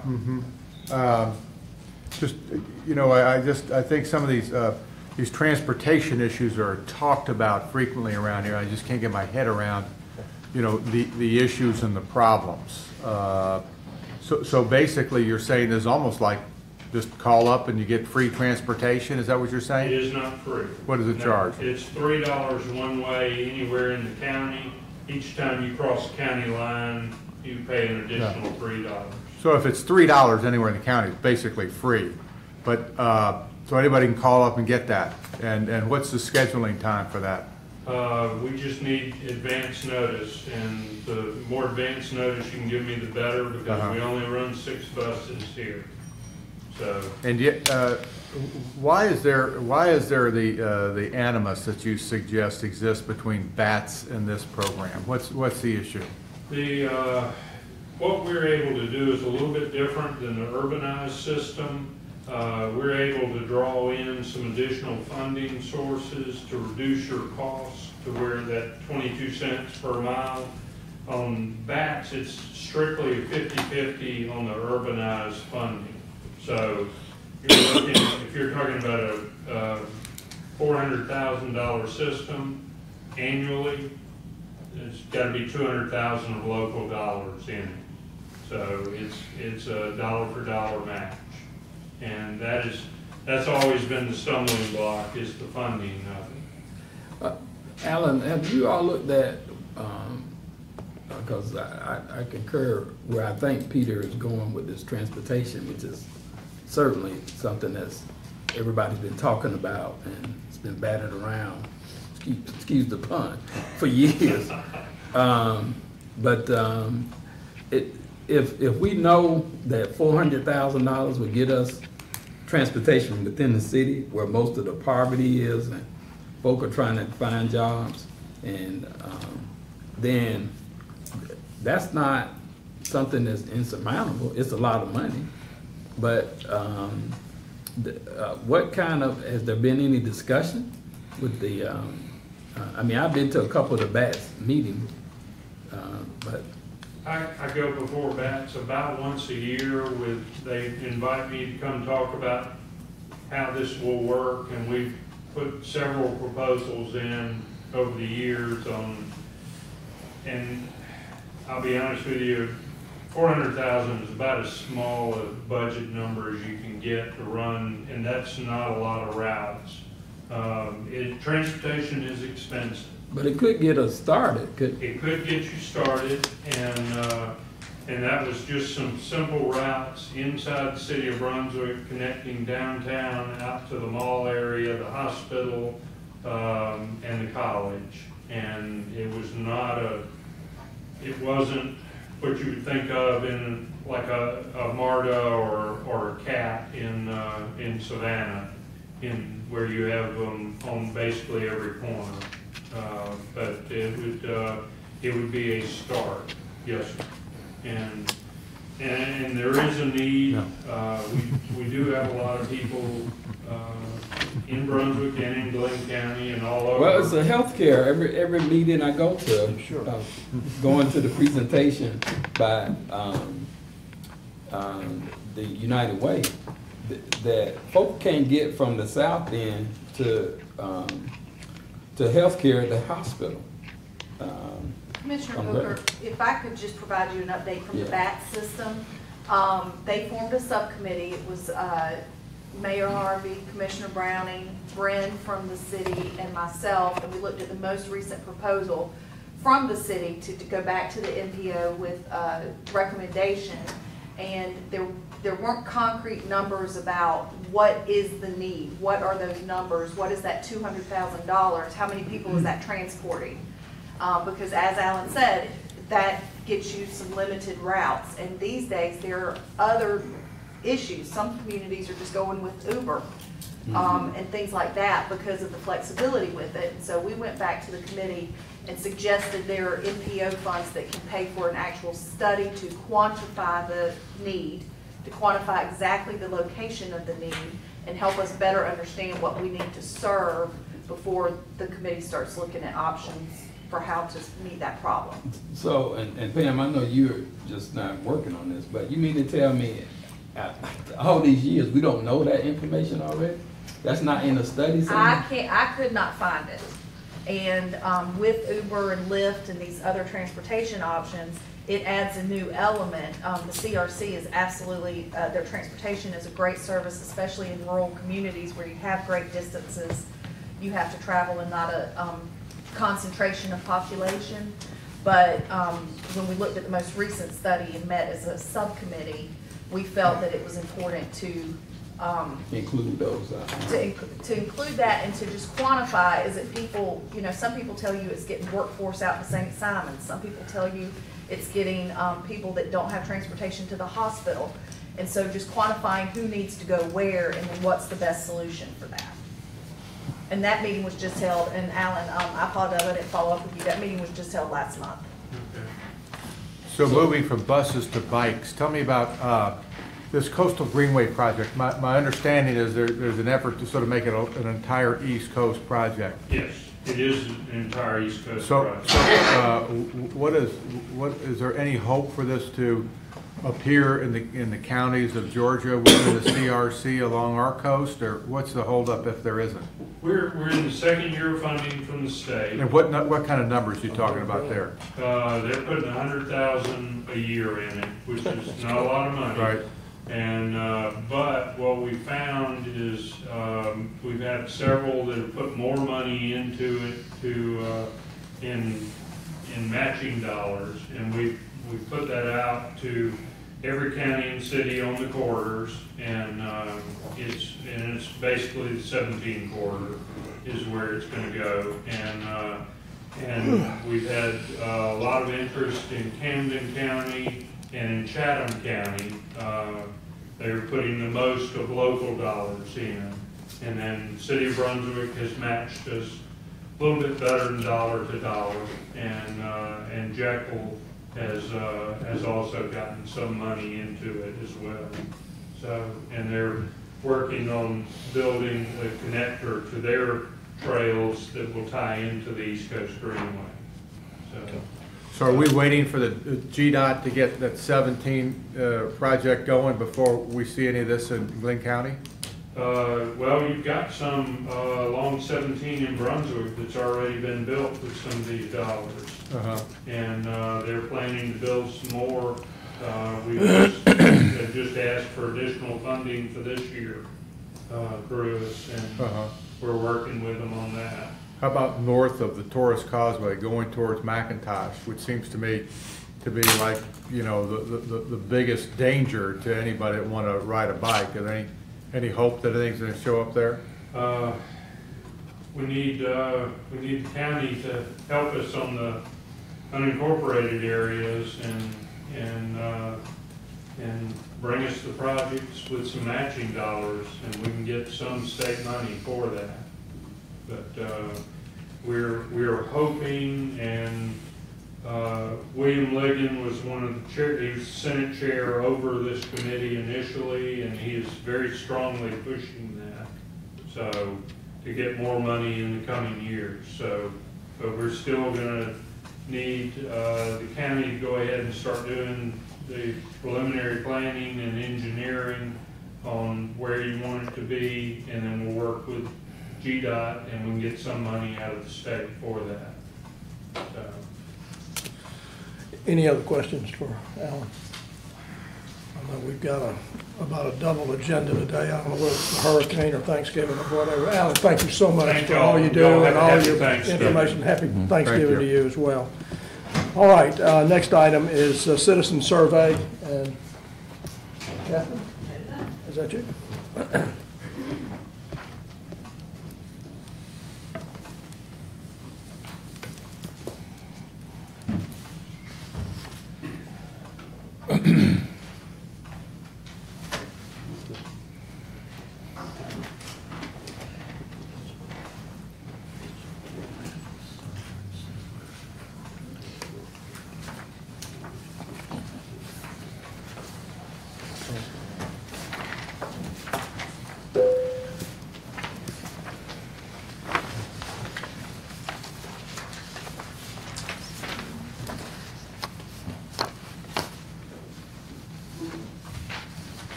Thank you, Rich.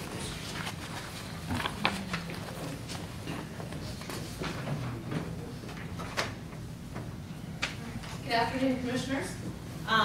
You may recall we've talked about a citizen survey in Glynn County for some time now. I made a presentation to y'all back in August of 16. We wanted to get this done and kind of get a feel for what our citizens feel they are getting in terms of level of service, and also gauge some other interest in some other areas.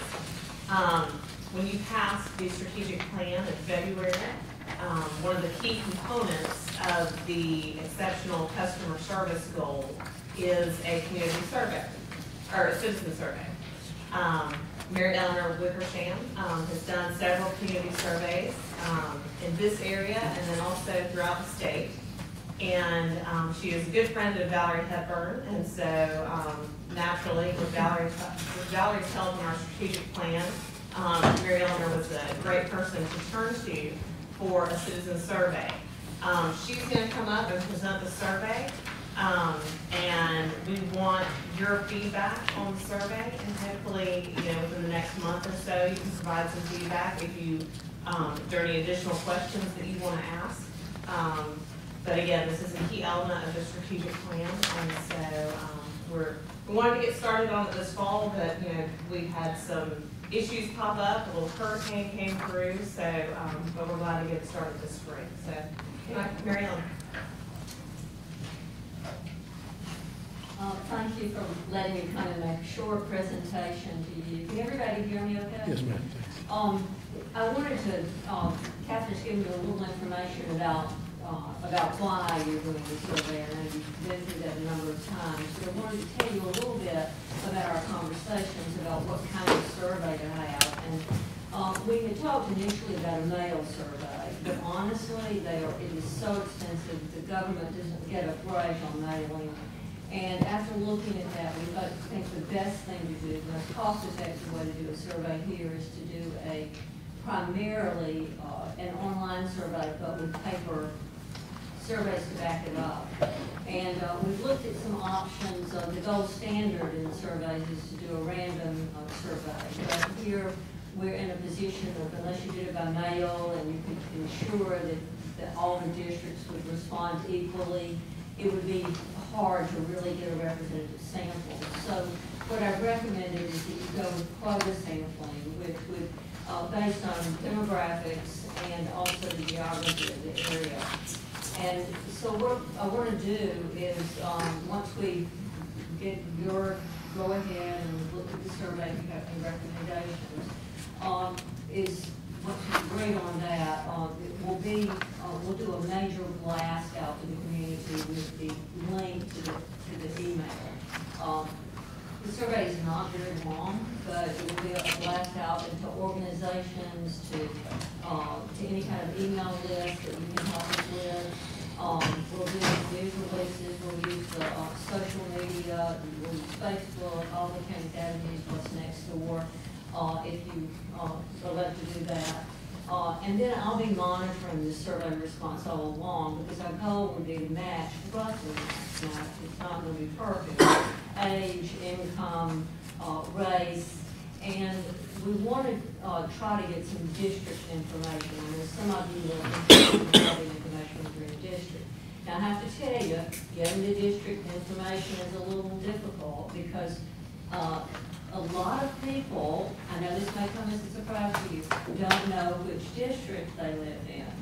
And so I've devised a way, I hope, that will work, and online is slightly different because you are given a link you can check in, but people have an option of giving me their addresses, not their names, but their addresses, and I can look it up, because you have this fabulous GIS system that makes it very easy to see which district you're in.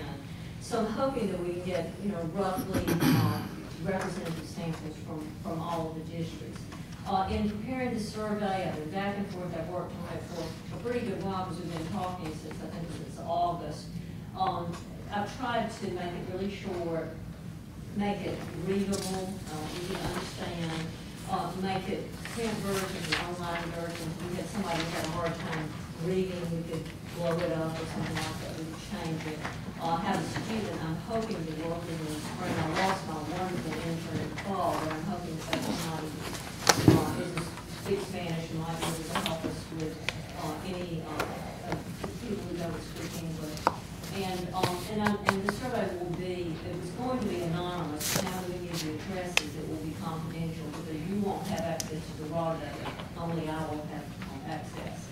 And so what we'll do once we've done these blasts and try to collect as much data as possible, I'll be looking at the data to see where we need to focus. If I need to go to, as my students say, exit 29, I'll go to exit 29, or we'll go up to Sterling and we'll work up there. We need to target to try to balance the survey among the different districts.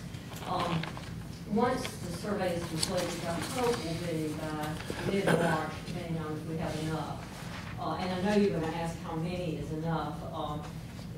In statistical terms, we really need 400, and that would be for a probability sample. You know, I hope we'll get more than that. It would be great if you can help us with, you know, sharing of your emails or forwarding them to organizations or taking print copies to church with you or in your meetings, asking people to, you know, fill them out, and it's not that long, and bring it back to you, and then you give them to me or put them in an envelope. You don't need to look at them, but put them in an envelope. I will have the data and put it into the system so it can be interpreted. And once I'll be giving you at the end, when you're ready to move forward with this, I'll be giving, you know, charts and graphs and things that will help you understand the data. But my intent is also to drill down a little bit further and to look at data either by district if we get good response across the board, but also by certain demographics to see if there are areas of the county that have issues that some other areas do not have. I think we'll have challenges, as I said earlier, is getting people to include their addresses, but I think we need to go for it because that is the information that you want and you need. I hope that you can spread the word. If you approve this, I'm going to go ahead and get the news releases ready and get the social media posts ready and the other things that we need to do. The county will be sending those out, but because this is a county survey, if it comes through me, it gets complicated because it has to go through the institutional review board, and we don't want to do that. So we'll be going out from the county because it's your survey. What I'd like to ask you to do is help, you know, spread the word about it when the time comes. And I know you haven't had much time to look at it, but I'd like you to look at the survey. I tried to get it down to front and back of 2 pages. I wish it weren't quite that long, but what the county, from my understanding from your wishes is, it has a lot of service information about satisfaction, but it also would allow you to understand a little more about how people want to have communication. How are people communicating with the county government and with commissioners? So I think this is a real addition to the survey and an asset. And I've never had this on a survey before, so I commend you for that. And by the way, for your excellent strategic plan. It was just such a well done plan. I was really impressed. So if you can look over the survey, you know, if you don't have to make a decision today, but I do need a blessing to be able to go forward. Do keep in mind if we add any questions, we might need to seriously consider deleting a question because I don't want to make the print so small that your people like me can't read it.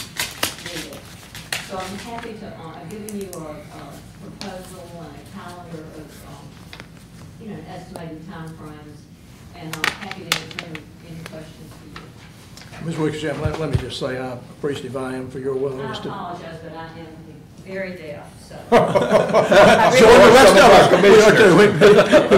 We have a lot of hearing aids in here we can loan you. Thank you so much. I realize that Dr. Hepburn does not understand the word no. It is not a word in her vocabulary, but I can't tell you how much we appreciate what you have done in putting this thing together. Can we screw this up anyway if we add or subtract or anything? I would like to get your feedback because it's your survey. Right. I mean, it's not, you know, some of the questions are pretty straightforward about services, but there may be other departments that, you know, we omitted. We made some executive decisions like the Department of Emergency Management and Homeland Security. We were afraid that that would confuse people. Were they thinking about Homeland Security? So there were some things we kind of simplified that. But no, I would welcome the suggestions. And some of them, you know, you may feel like that they're not, you know, that they're too complicated or whatever. Right. So we're trying to cover a lot in a relatively short survey. I understand. Commissioners, y'all do we have some type of mechanism to get this hard copy to older people or computer challenged people? Yes, and what I'm trying to do, my plan is this. We're going to do this, try to do as many online as possible, but realistically, a lot of people will not take an online survey. I mean, how many do you get and just ignore? And so what we'll be doing is going to churches. I'll be working with public health. My friends over at the Coastal Georgia Action Authority, they're going to help me. We'll be going to different group settings to make sure that we can get a sample, because I think, like it or not, you can't depend on the online version alone, and it will require paper, because people don't want to. Well, that's my concern. There are a lot of elderly people that I've done a number of surveys here for the hospital, for public health, for Community Action Authority, and people are not going to do it because it takes a few minutes. But if they're in a group setting, they don't mind doing it. So, and I'm hoping the school system will work with me. Yeah, one of the first things that I asked the county staff to help me with for my district was a citizen survey. Candace developed it. We have a group of African-American pastors that refined it down to one page. And then we went out door to door, and we allowed it to get information, but also to build a relationship.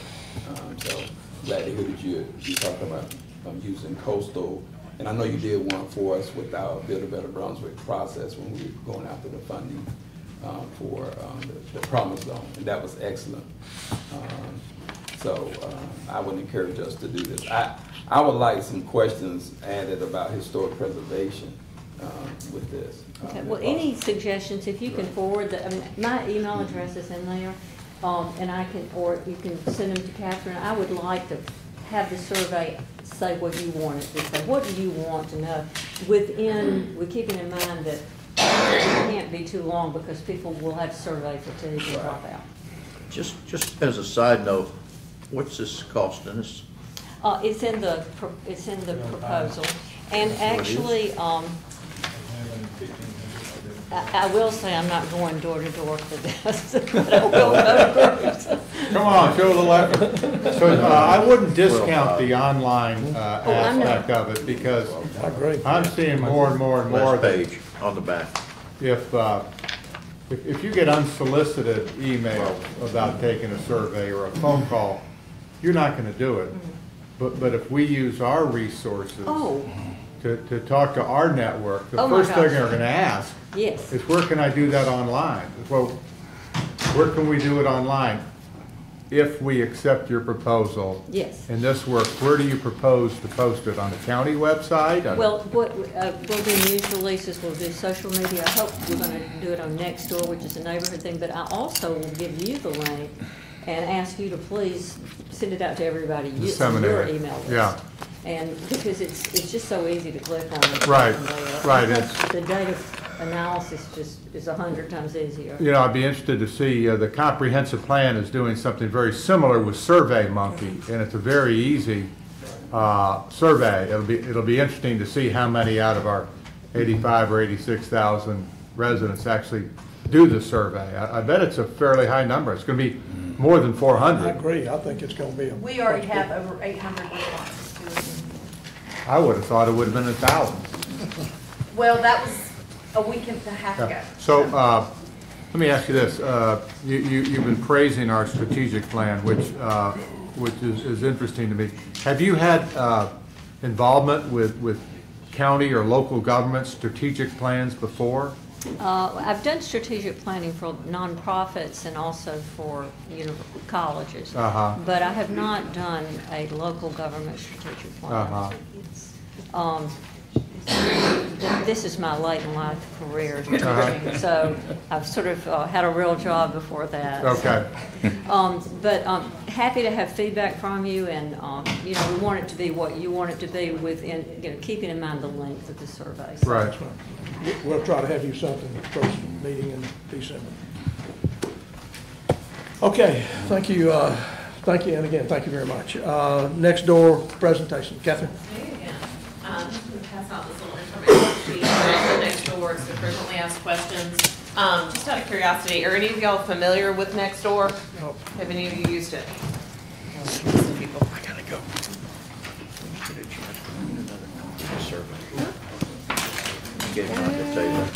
This is for anything I don't cover. Thank you. All right.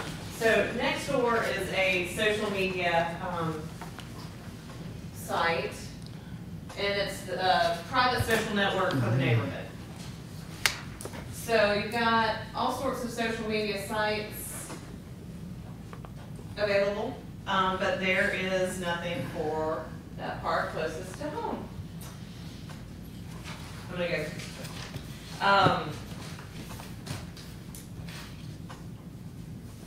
So the neighborhood is really where it comes down to. Everybody, you know, especially, you know, people kind of, that neighborhood feeling is not there anymore because so much has gone virtual. Well, this is kind of the virtual neighborhood. It's kind of taken, you know, 2017 approach to interacting with your neighbors. So the benefits of Nextdoor is that it's private. The people that are on Nextdoor, their addresses are verified, you know who they are. It's local, it's basically based on a map. You know the people that you're reaching are the people either within that neighborhood if you're a member, or as an agency, which is what the Board of Commissioners would be, we would know that people we're communicating with live in Glynn County. And it's useful, people use it a lot of times for looking for a recommendation for a plumber or classified ads, but a lot of people are using it for crime and safety. And I actually have Sergeant Scott here. He's going to talk a little bit about how the police department has been using it and how they're going to continue to use it. So, according to Nextdoor in May of 2016, over 60% of U.S. neighborhoods were using Nextdoor, and you can see where they are. Again, these are some of the uses that people are going to Nextdoor for. And again, Glynn County would be an agency, a public agency account, which is a little bit different than a private account. I have a private account for my neighborhood, and people post things about, you know, they've lost their dog. But I have to be in that neighborhood to get that message. As an agency, we are able to push the message to the entire county. Or if you were so interested, we could do it by district. If you have something in your district, like Dr. Murphy's held town halls for his district, we could send a message out through Nextdoor specifically to his area. And you can also get some metrics, which I'll show you that in a little bit too.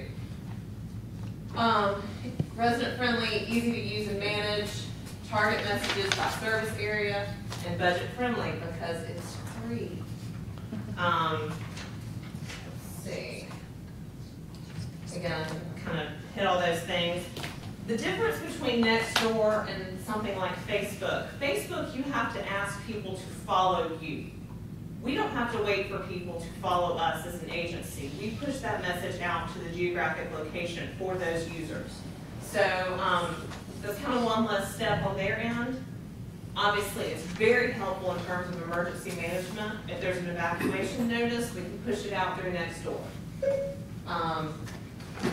And also reading some information and that type of thing. Again, some more uses, community engagement, crime prevention. It's really the virtual neighborhood watch, and emergency preparedness.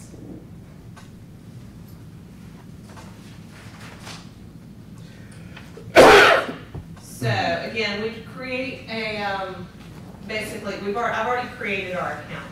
What I'm looking for today, I just wanted to make you all aware, because it's your account as the Board of Commissioners. Wanted to make you aware that we are moving into this realm of social media, so when you hear people talking about it, you'll be aware. Hopefully you will join, and it's up to you as to how much you want to interact. Like I said, we can set it up with commission districts, so you as a commissioner can reach out specifically to your constituents. So residents would see any post that we make, and then residents are able to communicate with us through, they can comment on the post, they can send a private message. We can also do urgent alerts, you know, like an evacuation notice. So again, this is just another way to communicate with the public. Again, as Mary Eleanor mentioned, we will be, once we have the community survey ready to go, this is a way that we can push it out to people that we know live in Glynn County, that we know are invested in their neighborhoods and want to know what's going on. And I feel like we'll have a really high participation rate with these users.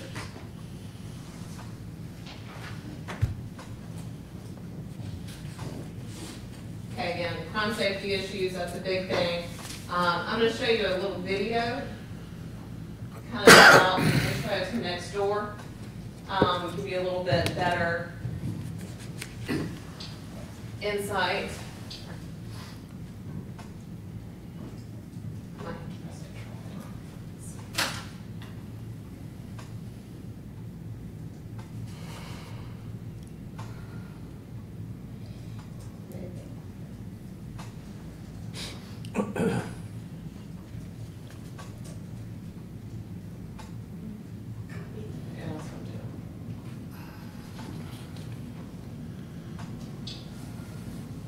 There it is. There we are. All right. Where'd it go? Went next door. I know, right? Yeah, I'll just go up here.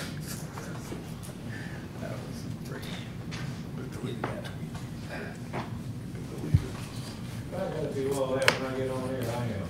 I am out of the game. We have not asked you to Well, make any presentations. some of their presentations, it was a little easier to do that.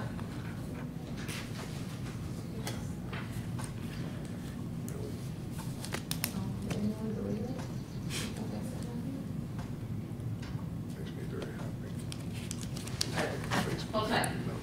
This is a really good video. If it was not, I would not make you sit here and wait, but I think it's worth it. Yes, you would. Yeah, You're going to, too.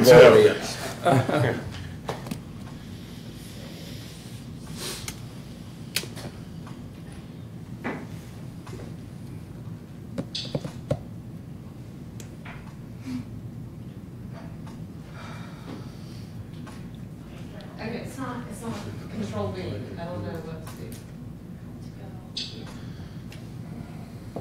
There it is. Let's just hit play. Look.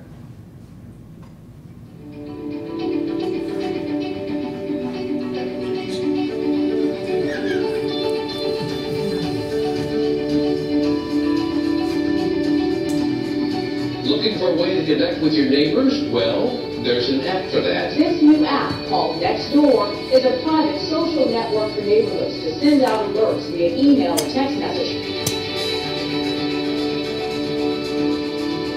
Nextdoor is used for a wide range of things. Everyday things like trying to find the name of a great handyman or a babysitter, or more personal things like trying to find a lost pet, or more urgent things like reporting suspicious activity and coming together to keep the neighborhood safe. Having a neighborhood crime watch is nothing new. However, taking that crime watch online helps police solve a crime here in the Fineview neighborhood in just a minute. Within hours of a simple post on Nextdoor.com, police had a suspect in mind, and he's now behind bars.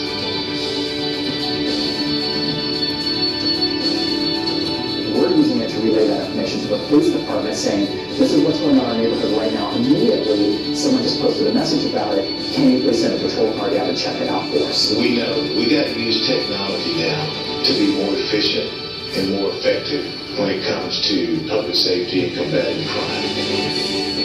Today, the Oakland Police Department made it official and partnered with the social media website Nextdoor. Open direct communication with the community has a lot of value for us. And today, LA City Hall is teaming up with a new social network that brings neighborhoods together. Crime and law enforcement information can be distributed to one specific neighborhood or to all communities, depending on the topic or the concern. Boise Police, Boise Fire, and Boise Parks and Rec are all using the program. The Phoenix Police Department announced a partnership with Nextdoor.com. The Houston Police Department teaming up with Nextdoor.com. The Nextdoor is technology that we always search for and support. When neighbors talk to each other, neighbors know each other, neighborhoods are safer. Anytime you have a neighborhood that's more educated about what to look out for, what to be on the look for, it's going to help us in the long run. Providing people with the tools to have their government operate better provides people with the opportunity to make their neighborhood better. People are able to share information and get to know each other in ways that never happened before. We've reduced crime. We're safer and we're secure. The it's a very basic premise, which is the more that neighbors know each other, the more likely they are to look out for each other. Nextdoor has been a really good tool for us to use for neighbors to communicate with each other lightning fast time for free. It's made a difference in terms of how people feel about safety. It was one of the best things that ever happened to our neighborhood.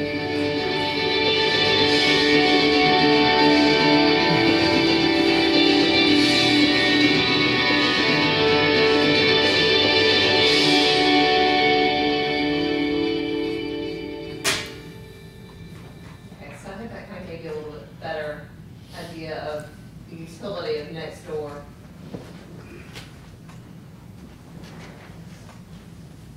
I'm going to log into our Nextdoor account just so you can see it really quick.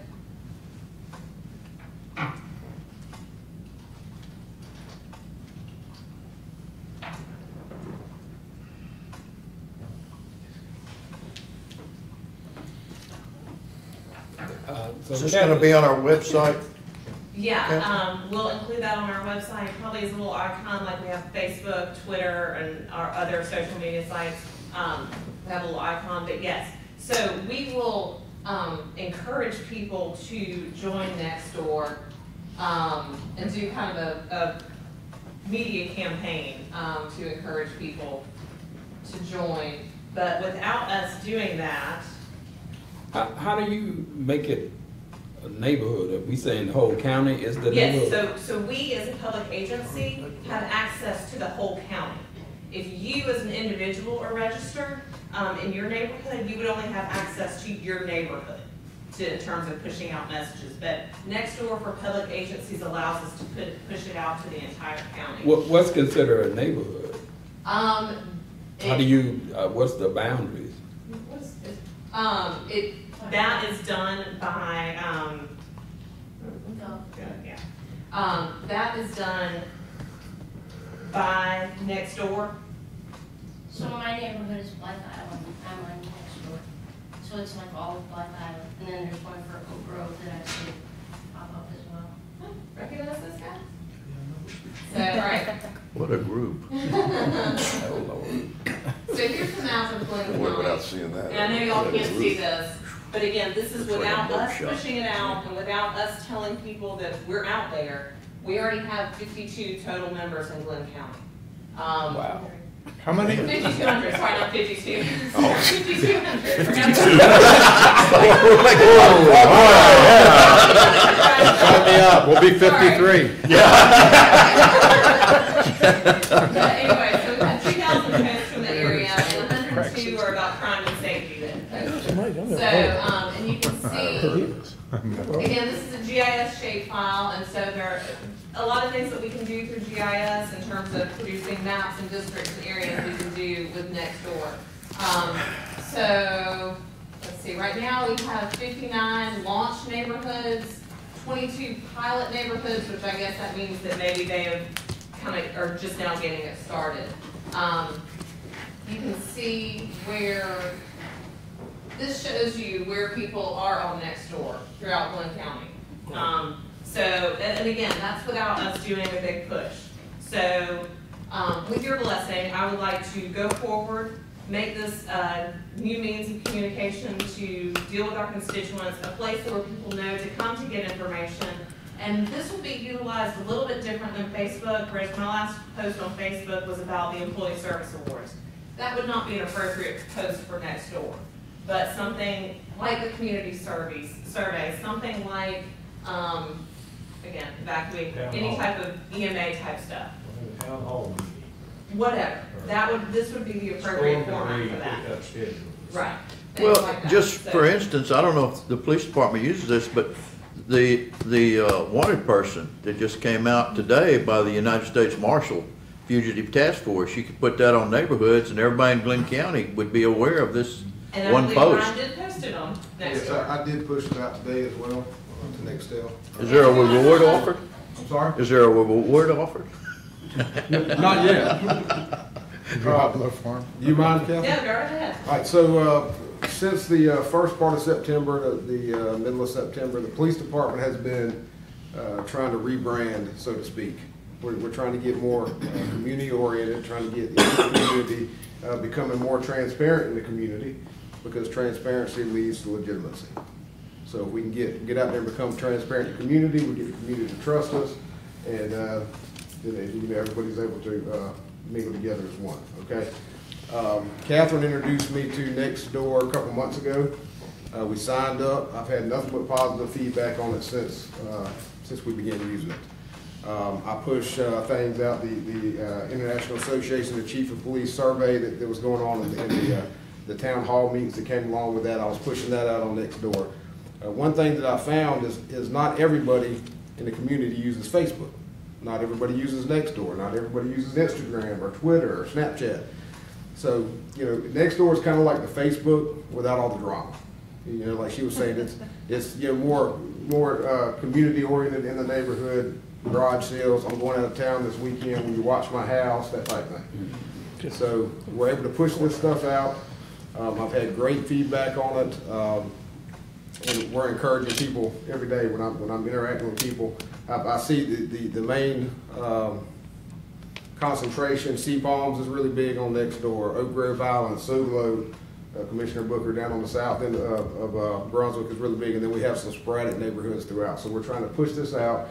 We're trying to get more people interactive on it, and hopefully we'll be able to communicate with those through social media that may not be on Facebook or Twitter or some of these other platforms. So. Thank you, Scott. Appreciate it. Catherine, what do you need from us?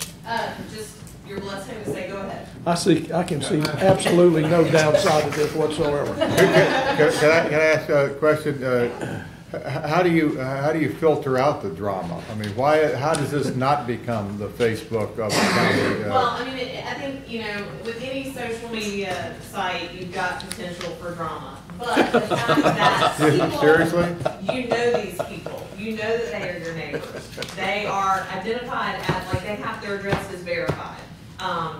Is one thing, but also, I'll be honest with you, we don't, as the Glynn County Board of Commissioners, our Facebook page, we don't get a lot of those negative comments. They come on, when someone has shared our post on, another group or something, and the discussion starts there.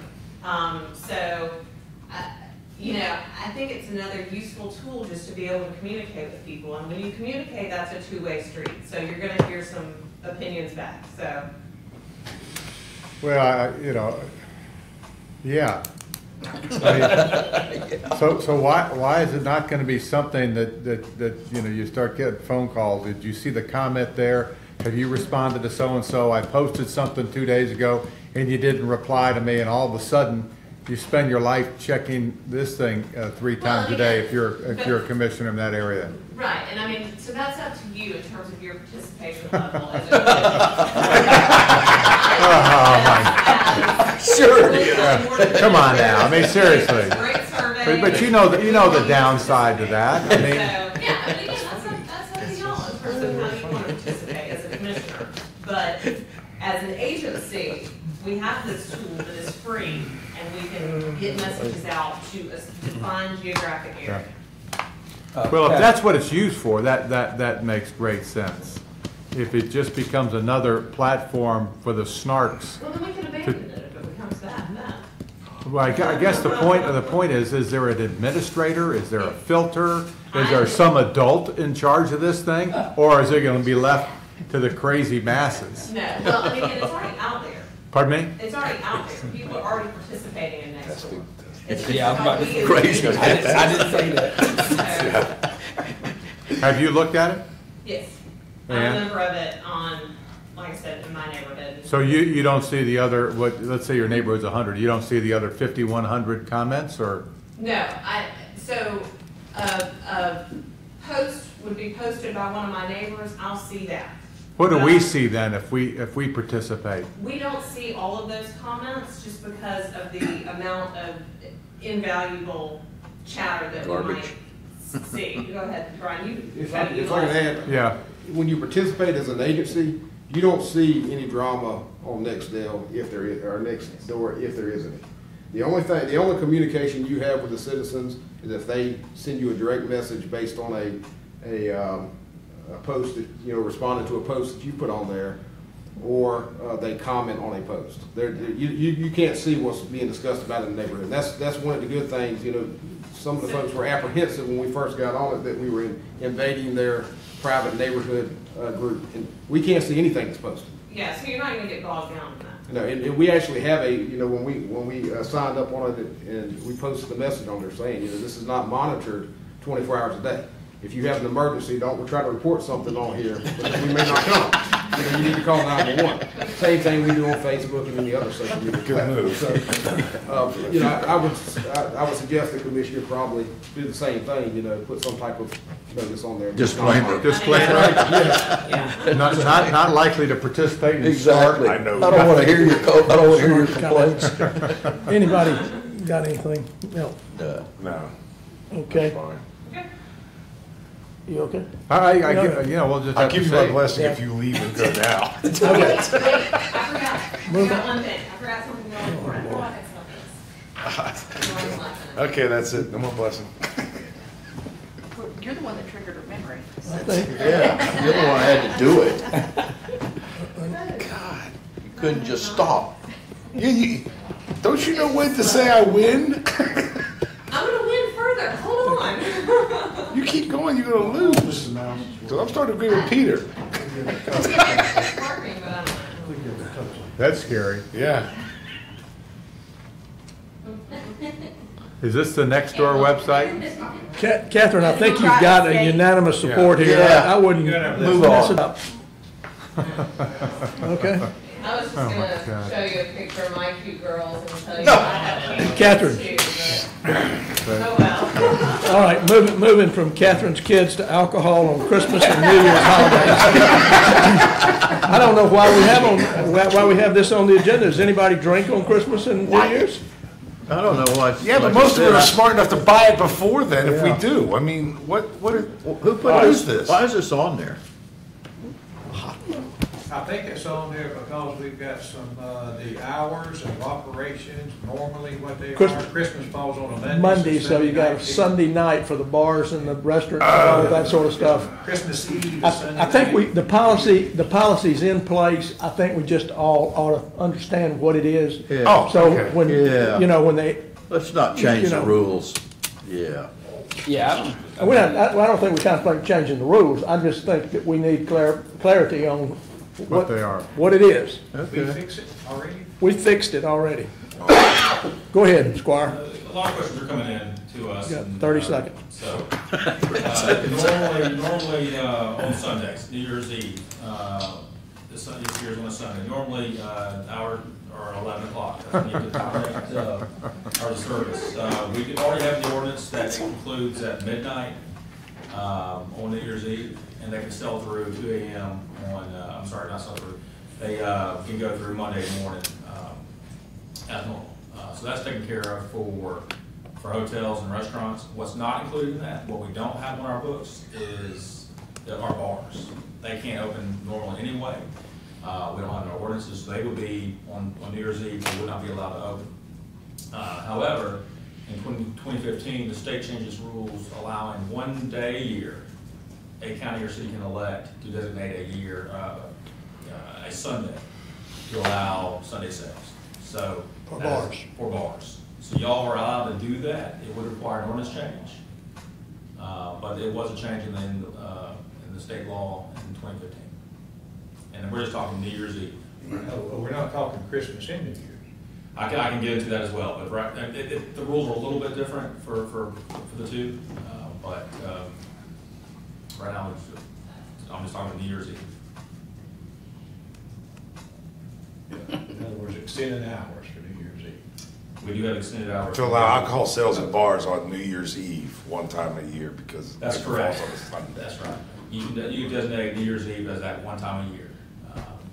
Have we done that already? What you've already done is allowed hotels and restaurants to extend their hours till 12 midnight on New Year's Eve. And then they're allowed to sell at 1:45 on Monday morning. So they will do business as normal, restaurants and hotels. So the Oh, bars. so they have to stop for like an hour and 45 minutes? No. Not No, really. sir. The way the law is written is that normally it's 11 o'clock on Sundays, but hotels and restaurants have to stop. Years ago, this county commission, your county commission, years ago, changed it to midnight, basically for this very reason. And then, because Monday's no longer Sunday, they can operate. Just continue right on. Until I think their last drink has to be served at 1:45. So that's been taken care of. The only question to y'all is whether or not y'all want to allow bars to open up on that one designated Sunday, New Year's Eve. If we did decide to do this, is it an ordinance change that we could get passed by the first of the year? It is. In fact, I have one coming y'all's way on the first week of December. Yeah, good question. And I can certainly put it in that ordinance change. So could you simplify this for me? We're only talking about this because New Year's Eve falls on a Sunday. That's correct. And what hours are we talking about that the ordinance is going to change, that we will hear about? I mean, what are we doing? All we're talking about right now is bars. But right, but what for bars? What time do they normally close on a Sunday? They can't open. They can't open. They're not open. So what are we allowing them to do? Open when, close when? 12:30 until afternoon? 12:30 afternoon. 12:30 p.m. And close when? It'd be 1:45. Is that what you're going to have in the ordinance? If y'all ask. 1:45 a.m. Monday Well, morning. it'd be 2. It has to be out by 2, but the last drink has to be served by 1:45 a.m. the next day. Of January 1st. That's correct. All right. Mr. Chairman, would that give you enough time to get your last drink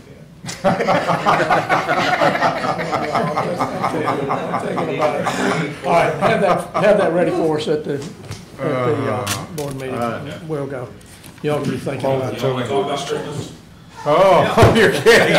You want to do the same thing on Christmas? Well, if you designate New Year's Eve as that one time, then you cannot do New Year's Christmas Eve. So that would be out. We've already talked about it, that's all. Yeah, We're done. On Sundays, restaurants and hotels would operate as normal, which is 11 o'clock on Christmas Eve. And bars can't be open on Christmas Eve. Correct.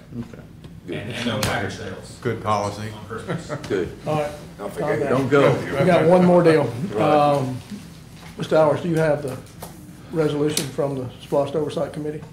Do we want to add, do we need to add that to the agenda first? I want to make sure he's got it. Oh, I'm sorry. You do? It's in your package. All right, I'd like to get a motion to add one other item to the agenda. It is regarding the SPLOST Oversight Committee that met yesterday, I believe it was, with a resolution R-01-17, and that's being passed around to you. I think that we owe them a reply. Expeditiously. Yeah. Mr. Chairman, I make a motion to add the resolution from the SPLOST Citizens Oversight Committee to the agenda. Second. Any discussion? You got it? Okay. All those in favor? Aye. Sorry. Any opposed? All right, here it is. Does anybody give us any background on this? Well, basically, I think what it is the SPLOST committee has recommended that we put everything on hold regarding the roundabouts. Alan, please jump in anytime I get this screwed up. And that they are recommending a comprehensive traffic study for the island before we do anything on the roundabouts, or I guess paving the road, or. Well, Mr. Chairman, it's actually, from my understanding, anything regarding the intersection improvements that were part of SPLOST 2016. Yeah, intersection improvements, yeah. Mr. Chairman, can I say something? I think they have overstepped their scope, what we intended for them to do. We intended for the Oversight Committee to give transparency to the process that this Board of Commissioners will go through to collect the money and spend the money on these various projects. And that we want the public to know what we're doing as we move through that effort. And rather than hear it from us in our words, I think it's up to the Oversight Committee, as I envisioned, to have their meetings, ask questions, get reports from us, and go back and make a report on where we are. Not to come in here and tell us that we need to go, tell us our resolution that we need to start, have another traffic study done, we need to furnish him a schedule. Heck, we don't even know when we're gonna start doing a lot of these projects. We don't have the funding in, it's gonna come in, it's gonna be divided among 4 entities, if I'm not mistaken. The county, the water and sewer, local, and the city. And, some of these things are probably gonna go a little slower than others, some are gonna get prioritized at a quicker start rate than others. But for us to be able to give a schedule, But Commissioner, didn't you guys approve a traffic study in 2015? we already done a traffic study. When was it done? When was the actual physical traffic study done? 15 and came out in 16, I guess is when it was. But I don't believe the board ever. But I think the question. We don't believe the board ever what? Approved it. Actually, I don't think it was ever presented to. But did we do one? But, yeah, was it done? Yeah, it's called the pond study. It was done. Oh. Yes, sir. But I think the issue here is that, I think they've overstepped, what their charge is. You know, it's up to the Board of Commissioners to decide, you know, how we're gonna move forward. Not start getting resolutions from the oversight committee, you know, about how we do this. That's not oversight. That's getting into supervision, you know, supervising how we go about doing the SPLOST. And I don't think we have anything that we're going to do that we're going to hide from the public. You know, we're going to do anything. I don't think there's any effort to do anything different than what we told the public to do. But this just smacks of somebody's not happy with how we got to the point that we have got to with this SPLOST, and particularly with the traffic improvements on St. Simon's Island. You know, everything that we've gone through in the last 2 years to get to this point, and now they're basically saying we need to start all over. If I would remind people, this is probably a 2-year process to get to where we've got to, you know, to go out the pond, who ended up getting the contract, the time to go out and find that contractor, get it out, get them in place, let them do their study, bring the reports back.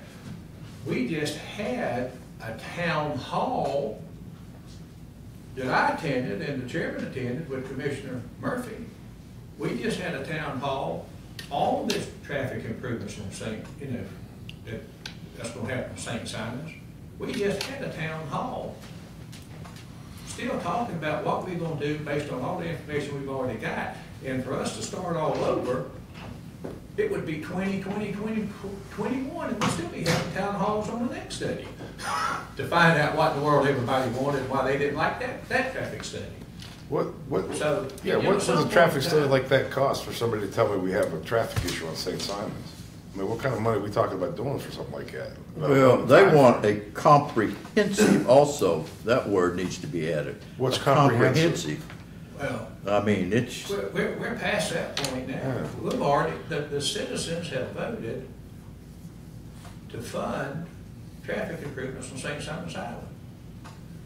As I see, you know, the situation, we just asked Commissioner Murphy to give us some guidance here, 2 months ago, or 3 months ago, in this same room, to give us some guidance on, reach out to the people of St. Simon's, that's his district, have some town halls, however he wants to do it, and come back and tell us what he thinks we should do. But I think he did a great job, and I think the way he laid it out, I think it was something that the committee bought into and could understand. And, you know, the 2 roundabouts on East Beach in that area, and then, you know, we're going to look at the one at Frederica and Kingsway to see if it is feasible or which way we want to go. So I mean, do we know who wrote this resolution?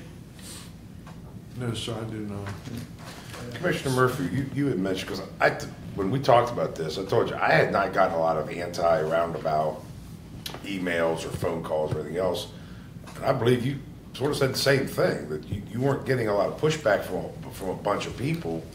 I mean, has that changed? I mean, is that town hall? You know, let me just, I guess, sort of the feed, I guess it goes back to what Mike was just saying about when we first discussed this. Dave Austin was anxious to get some resolution and input from us, because part of the SPLOST, as you recall, is to repave all these roads. And the concept was, well, let's not repave the roads and then decide 6 months later we're going to put in some roundabouts and tear it all up again. Right. So let's do it concurrently. And you all said to me, well, you know, you ought to have a town hall. At a town hall, and I thought it went very well. We had about 250 people there. People from Pond were there. I don't know that anyone can say there was an absolute consensus or a decision made, because it, you know, as I said at the time to one of the more outspoken citizens, this is not a, you know, a scientific presentation. We don't have an absolute confirmatory data sampling of all necessary parties on St. Simon's to say that, you know, what is decided here by a show of hands is necessarily absolutely correct. So we gave everybody for an hour and a half an opportunity to speak their mind, speak their piece, and we heard a lot of different opinions and a lot of different points. But I can tell you, you know, as many people that were on one side, there was many on the other side, and others actually called me afterwards and said, you know, I was dead set against that one at, say, you know, Demery and East Beach, but now I see it makes sense. But we heard ideas everywhere from let's leave it alone to let's make it, you know, a red and green traffic light there, to let's bust a road through the trees on East Beach Causeway and make it a, you know, four-way intersection, to let's put a roundabout there. And I guess at the end of the day, there is a group of citizens who really feel like the process that I was not involved in, so-called SPLOST of last year, and the election was flawed. And I'm not saying I agree with it, but it's flawed because all of the items listed in the $72 or so million fund draw were not listed on the ballot. So therefore, we really didn't know what we were voting for, which I don't agree with. And I've sent copies of the breakdown of the projects to some of those people who have challenged me on that and say, look, the commissioners talked about it. It was talked about in various newspapers, Brunswick News, the Islander. It was posted on the county website. It wouldn't be appropriate to put it on the ballot because the ballot would go on for 3 or 4 extra pages. But the citizens did vote for the SPLOST. And the concept was, here's a breakdown. So I think some of the pushback derives from that. That being said, you know, I guess, you know, there were, my understanding from the report in the paper, which again was very well done by one of the members in attendance, suggested there were 5 people out of original 9 on the SPLOST Oversight Committee at this meeting that came up with this document. So, you know, whereas I respect their work, you know, I don't necessarily agree with it and buy into it. I think it's a bifurcated question to me. One is the question originally, and before I took this long-winded way of responding to you, was Dave Voss says that we need to pave the roads. What do we want to do? I still believe it makes sense to proceed with those 2 relatively minor intersections that aren't going to affect traffic flow on all of St. Simon's Island. I agree with you. Get going on those. Yeah, I wasn't trying to put you on the spot. Well, no. Yeah. But do a further analysis of whether a single lane roundabout at Kingsway and Frederica makes any sense, or, you know, true intersection improvement makes sense there. I don't think it's going to have any impact long-term on the overall traffic health of St. Simon's Island to do what we've suggested from this. However, on the other hand, I do agree that going forward, at some point in our county's future, a true comprehensive plan of what traffic's going to look like going forward with the anticipated population growth and development on the island, particularly at the north end, where none of these intersections. So we don't have that. That hasn't been done. Well, we're working on that. No, it really hasn't been done. You know, and it would include things such as, you know. And hopefully this is one of the things that the comprehensive plan will bring to light. Right. And this was something that will be accomplished Right. And it'll have a little, it'll have a down the little road. time. Exactly. You know, Right. It'll have a domino I effect. just think at this time, I just think it's. Well, that's why, and I know it doesn't make any difference, but I don't, whoever drew this resolution up and drafted it or whatever, it looks like it was very biased and very slanted towards, you know, making the county look bad. Well, if it's, yeah. I'd like to say, you know, I think Commissioner Murphy. Yeah, but just because he's the Commissioner chairman. Murphy really made a point by saying what he did Yeah. about his opinions of what we should have at this intersection. That's the kind of guy that we need to see. I mean, he was working on that. And I think he has this, in fact, I know he listened. He's listened, he's talked, he's gone and looked. But at the end of the day, we all want to get the vote on these things, and we need guidance from him. And I think he's zeroing in on probably where we're going to go. Well, did the pond study mention roundabouts in these areas? Yeah. Yes. Yes, did they recommend that before? But you know, JR, they also recommended, you know, a roundabout at Kingsway and Frederica, but it was a one lane. And you know, hey, I'm not a traffic engineer, but I slept at a Holiday Inn Express last night, so I'm feeling pretty good about myself. You know, and the one they recommended one at Sea Island Road and Frederica. You know, that'd be problematic. These are minor baby steps. Yeah, compared you know, to those. Compared to the overall. But the thing of the pond study was embedded in that, if you read it, is further analysis needs to be done, like on Frederica Road, on the impact of X, Y, and Z at these intersections. And that was used during the time of the Dollar General issue was, hey, look, you got a traffic study, meaning the county.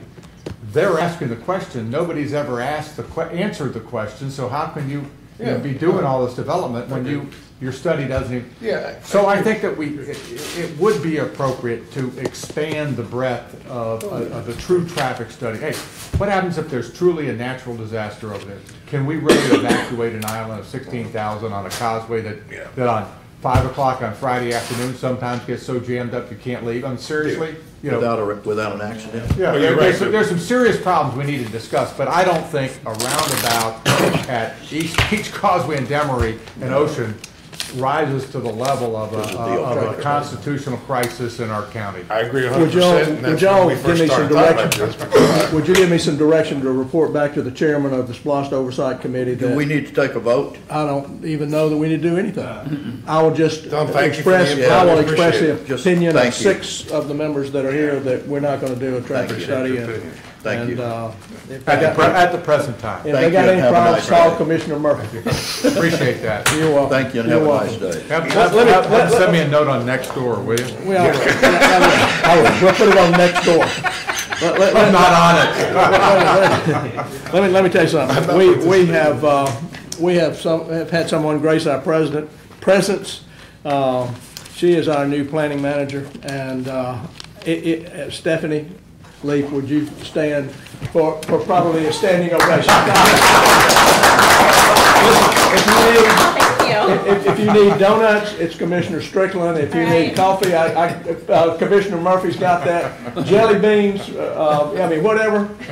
We're here, but we're delighted to have you on board with us, and we hope this is we're looking for a great run. Wait, just Pam, one you got something? Yes, sir. The other thing I was going to add, and he actually might be in the hall, y'all have seen an intern that started with Catherine earlier this year, Chris Carey, a young man that's getting his MPA in December, and so we have hired him as a part-time planner one, and are working with him. He's a great guy. Good job.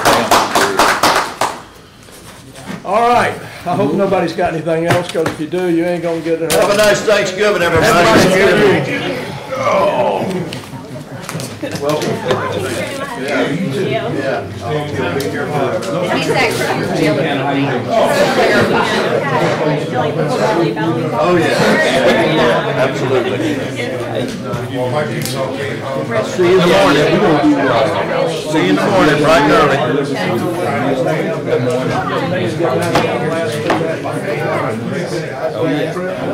Okay. Have a good one, JR. Thanksgiving, everybody. Yes, sir. Take care. and make that.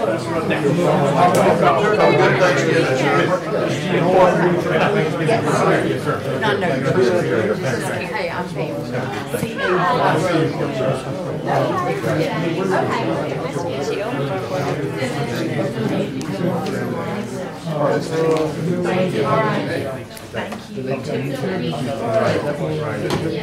So true.